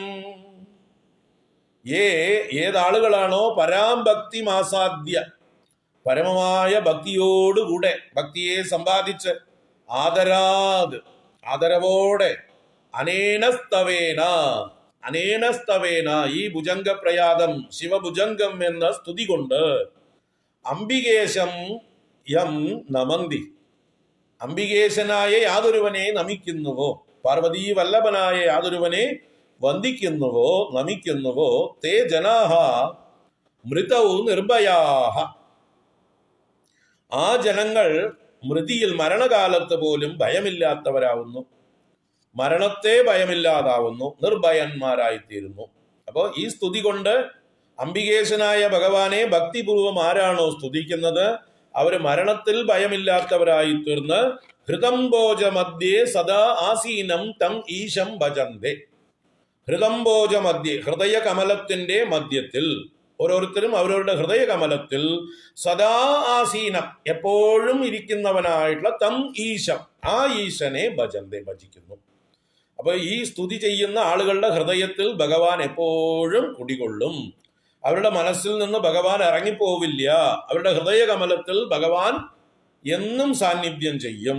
അതിനുള്ളതാണ് ഈ സ്തുതി. അപ്പൊ ഈ ശിവഭുജംഗ പ്രയാതം സ്തുതിക്കുന്നവർക്ക് മരണഭയം ഇല്ലാതാവുകയും ഭഗവത് സ്മരണ എപ്പോഴും നിലനിൽക്കുകയും ചെയ്യും. അവരുടെ ഹൃദയകമലത്തിൽ ഭഗവാൻ നിത്യവും കുടികൊള്ളുന്നു. മനസ്സിലായില്ലേ? അനേനസ്തവേനാദരാദംബികേശം പരാം ഭക്തിമാസാദ്യ യം യേന മന്തി മൃദൗ നിർഭയാസ്തേ ജനാസ്തം ഭജന്തെ ഹൃദംബോജമധ്യേ സദാസീനമീശം. അവസാനത്തെ ശ്ലോകം. ഭുജംഗപ്രിയ കൽപശംഭോമയൈവം ഭുജംഗപ്രജാതേന വൃത്തേന ക്ലുപ്തം നരസ്തോത്രമേതത് പഠിത്വോരു ഭക്ത്യാ സുപുത്രായുരാരോഗ്യമൈശ്വര്യമേതി. ഭുജംഗപ്രിയ കൽപശംഭോമയൈവം ഭുജംഗപ്രജാതേന വൃത്തേന ക്ലുപ്തം നരസ്തോത്രമേതത് പഠിത്വോരു ഭക്ത്യാ സുപുത്രായുരാരോഗ്യമൈശ്വര്യമേതി. ഭഗവാനെ സംബോധന ചെയ്യുന്നു. ഭുജംഗപ്രിയാകൽപ ശംഭോ, 2 സംബോധനകളാണ്. ആദ്യത്തത് ഭുജംഗപ്രിയാകൽപ എന്നത് സംബോധനയാണ്. എന്താണ്? ഭുജംഗങ്ങൾ പ്രിയങ്ങളായ ആകൽപ്പങ്ങളായിരിക്കുന്നവൻ ആരോ അവൻ ഭുജംഗപ്രിയാകൽപ്പൻ. ആകൽപ്പം എന്നാൽ ഭൂഷണം, അലങ്കാരം എന്നൊക്കെ അർത്ഥം. എന്താണ് പ്രിയമായിട്ടുള്ള ആകൽപ്പം? ഏറ്റവും പ്രിയപ്പെട്ട ആഭരണങ്ങളാണ് ആര്? ഭുജംഗങ്ങൾ. അപ്പൊ സർപ്പം ആർക്ക് പ്രിയപ്പെട്ട ആഭരണങ്ങളായിരിക്കുന്നുവോ അവൻ ഭുജംഗപ്രിയാകൽപ്പൻ. അദ്ദേഹത്തെ സംബോധന ചെയ്തുകൊണ്ട് പറയുന്നു, ശംഭോ, മംഗളത്തെ നൽകുന്നവനെ, മയാ ഏവം, എന്നാൽ ഇപ്രകാരം ഭുജംഗപ്രയാതേന വൃത്തേന ക്ലുപ്തം, ഭുജംഗപ്രയാതം പാമ്പിന്റെ ഗതിയോടനുസരിക്കുന്നതായിട്ടുള്ള 12 അക്ഷരങ്ങൾ വീതം ഓരോ വരിയിലും വരുന്ന 4 വരികളുള്ളതായിട്ടുള്ള 48 അക്ഷരങ്ങളുള്ളതായിട്ടുള്ള വൃത്തം, അതിൽ ഓരോ വരിയിലും 4 യമകങ്ങൾ വീതമുള്ളത്, ഉള്ളതാണ് ഈ ഭുജംഗപ്രയാത വൃത്തം. അപ്പൊ അങ്ങനെയുള്ള ഭുജംഗപ്രയാതം എന്നുള്ള വൃത്തം കൊണ്ട് ക്ലിപ്തം എന്ന് പറഞ്ഞാൽ നിർമ്മിക്കപ്പെട്ടതായിട്ടുള്ള ഏതത് സ്തോത്രം, ഈ സ്തോത്രത്തെ ഏത് നരഹ പഠിത്വ ഉരുഭക്തിയ പഠിത്വ, ഒരു മനുഷ്യൻ വർദ്ധിച്ച ഭക്തിയോടെ ഈ സ്തുതിയെ ചൊല്ലിയിട്ട് സുപുത്ര ആയുരാരോഗ്യം ഐശ്വര്യമേതി, എന്തൊക്കെ വേണ്ടൊക്കെ കിട്ടുന്നു. സുപുത്രന്മാരെ കിട്ടും, നല്ല മക്കളുണ്ടാവും, ആയുസ്സുണ്ടാവും, ആരോഗ്യമുണ്ടാവും, ഐശ്വര്യവും ഉണ്ടാവും. ഇനി എന്താ വേണ്ടത്? നല്ല സന്തതി സൗഖ്യം, നല്ല ദീർഘായുസ്, ശരീരത്തിൽ രോഗരഹിതമായിട്ടുള്ള ആരോഗ്യമുള്ളതായിട്ടുള്ള അവസ്ഥ, ഐശ്വര്യം എന്ന് പറഞ്ഞാൽ എല്ലാവരുടെ മുകളിലുമുള്ളൊരു അധീശത്വം, ധനം കൊണ്ടും സൗന്ദര്യം കൊണ്ടും ആരോഗ്യം കൊണ്ടും സ്ഥാനമാനങ്ങളെ കൊണ്ടും എല്ലാം കൊണ്ടും മറ്റുള്ളവർ നമ്മളെ ബഹുമാനിക്കുന്നതായിട്ടൊരവസ്ഥ, അതാണ് ഐശ്വര്യം. ഈശ്വരസ്യ ഭാവഃ ഐശ്വര്യം. എല്ലാവരെയും വശീകരിക്കാനും എല്ലാവരെയും നിയന്ത്രിക്കുവാനുമുള്ളതായിട്ടുള്ള സ്വാതന്ത്ര്യം, ആ ഒരു സാമർഥ്യം, അതാണ് ഐശ്വര്യം. അപ്പൊ അങ്ങനെയുള്ള എല്ലാ നന്മകളും അവന് വന്നു ചേരുന്നു. അപ്പോ ശങ്കരാചാര്യ തന്നെ അനുഗ്രഹിച്ചിരിക്കുക. അദ്ദേഹം രചിച്ച ഈ ഭുജംഗപ്രയാത സ്തോത്രം കൊണ്ട് ഏത് നരനാണോ ഭഗവാനെ ഭക്തിയോടുകൂടി സ്തുതിക്കുന്നത് അവർക്ക് സുപുത്രന്മാരുണ്ടാവും. അല്ലെ, ഒരു സുപുത്രനാണ് അമ്മയ്ക്ക് വേണ്ടി ഇത് പാടിയത്. ആയുരാരോഗ്യങ്ങൾ ഉണ്ടാവും, ഐശ്വര്യവും ഉണ്ടാവും, മരണഭയം ഇല്ലാതാവും. മുമ്പേ പറഞ്ഞു ഭഗവാൻ അവരുടെ ഹൃദയത്തിൽ നിത്യവാസം ചെയ്യുമെന്നും കഴിഞ്ഞ ശ്ലോകത്തിൽ പറഞ്ഞു. ഭുജംഗപ്രിയ കൽപ ശംഭോമയൈവം ഭുജംഗപ്രയാതേന വൃത്തേന ക്ലുപ്തം നരസ്തോത്രമേതത് പഠിത്വോരു ഭക്ത്യ സുപുത്രായുരാരോഗ്യമൈശ്വര്യമേതി സുപുത്രായുരാരോഗ്യമൈശ്വര്യമേതി സുപുത്രായുരാരോഗ്യമൈശ്വര്യമേതി ഇതി ആദിശങ്കര ഭഗവത്പാദകൃതം ശിവഭുജംഗപ്രയാത സ്തോത്രം സമ്പൂർണം. ഹരി ഓം. 9 ദിവസം 40 ശ്ലോകങ്ങൾ ആസ്വദിച്ചു നമ്മൾ. വളരെ സന്തോഷമുണ്ട്, സംതൃപ്തിയുണ്ട്, ആനന്ദമുണ്ട്. എല്ലാവരെയും ഭഗവാൻ അനുഗ്രഹിക്കട്ടെ, എല്ലാവരെയും അനുഗ്രഹിക്കട്ടെ. ഈ സ്തോത്രം എല്ലാവരും പഠിച്ച് സന്ധ്യാവേളകളിൽ ഗൃഹത്തിൽ ചൊല്ലാൻ എല്ലാവർക്കും താല്പര്യം ഉണ്ടാവട്ടെ. അങ്ങനെ നമ്മുടെയൊക്കെ വീടുകളിൽ ഇതുപോലെയുള്ള സ്തോത്രങ്ങൾ മുഴങ്ങി നമ്മുടെ കുട്ടികൾ കേട്ട് പഠിച്ച് ഭാവിയിൽ ഇതൊക്കെ ഒരു തരംഗങ്ങളായി തീരട്ടെ. ലോകം മുഴുവൻ ഭഗവാന്റെ മഹിമ തരംഗമായി മുഴങ്ങട്ടെ. ആചാര്യ ഭഗവത്പാദരുടെ കീർത്തിയും അതുപോലെ നിലനിൽക്കട്ടെ. നമുക്കും എല്ലാ ശ്രേയസ്സും ഉണ്ടാകട്ടെ. സനാതന ധർമ്മം കൊടികെട്ടി പറക്കട്ടെ. ഭാരതം ലോകത്തിൻ്റെ ഗുരുവായി തീരട്ടെ. ഇതാണ് നമുക്ക് ഓരോ സന്ദർഭത്തിലും പ്രാർത്ഥിക്കാനുള്ളത്. അപ്പോൾ എല്ലാവർക്കും എൻ്റെ കൃതജ്ഞത, നമസ്കാരം. കാരണം നിങ്ങളൊക്കെ വന്നതുകൊണ്ടാണ് എനിക്ക് ഇത്രയും സന്തോഷത്തോടെ ആവേശത്തോടെ ആസ്വദിച്ച് ചൊല്ലാൻ പറ്റിയത്, പറയാൻ പറ്റിയത്. ഇനിയും കൂടുതൽ കൂടുതൽ ആളുകളിലേക്ക് നിങ്ങളും കേട്ടതൊക്കെ ഷെയർ ചെയ്തോളൂ. അങ്ങനെ പരക്കട്ടെ. അപ്പം നാളെ രാവിലെ 8 മണിക്ക് പ്രാർത്ഥനാ ഷഡ്പതി തുടരും. നാളെ 10:30 ക്ലാസ്സില്ല. വൈകിട്ട് മറക്കണ്ട, വൈകിട്ട് 6:30 6:30 രാമായണ ആമുഖം തുടങ്ങി വയ്ക്കാം. മറ്റന്നാൾ രാവിലെ 10:30 രാമായണമായിരിക്കും. രാവിലെ മാത്രം ശങ്കരകൃതി 1 മണിക്കൂർ, അത് 7:30 to 8:30 ആക്കാം. 1 മണിക്കൂർ ശങ്കരകൃതി, 10:30 മുതൽക്ക് 12 വരെ 1.5 മണിക്കൂർ രാമായണം. പിന്നെ വൈകുന്നേരം ഓം നമശിവായ എന്നുള്ള ഒരു ചാനലിൽ, ഒരു FB-യിൽ ഷെയർ ചെയ്യും, നമുക്ക് എല്ലാവർക്കും കാണാം. ഗ്രൂപ്പിൽ ഹനുമാൻ ചാലീസ് ആവശ്യപ്പെട്ടിട്ടുണ്ട്, അത് നമുക്ക് നോക്കാം. ലളിതാ സഹസ്രനാമം, സൗന്ദര്യലഹരി മുതലായത് വാട്സപ്പിലൂടെ തുടരുന്നതായിരിക്കും. ഹരിയോ. എല്ലാവർക്കും ശുഭദിനം. നാളെ കാണാം. ഹരിയോ.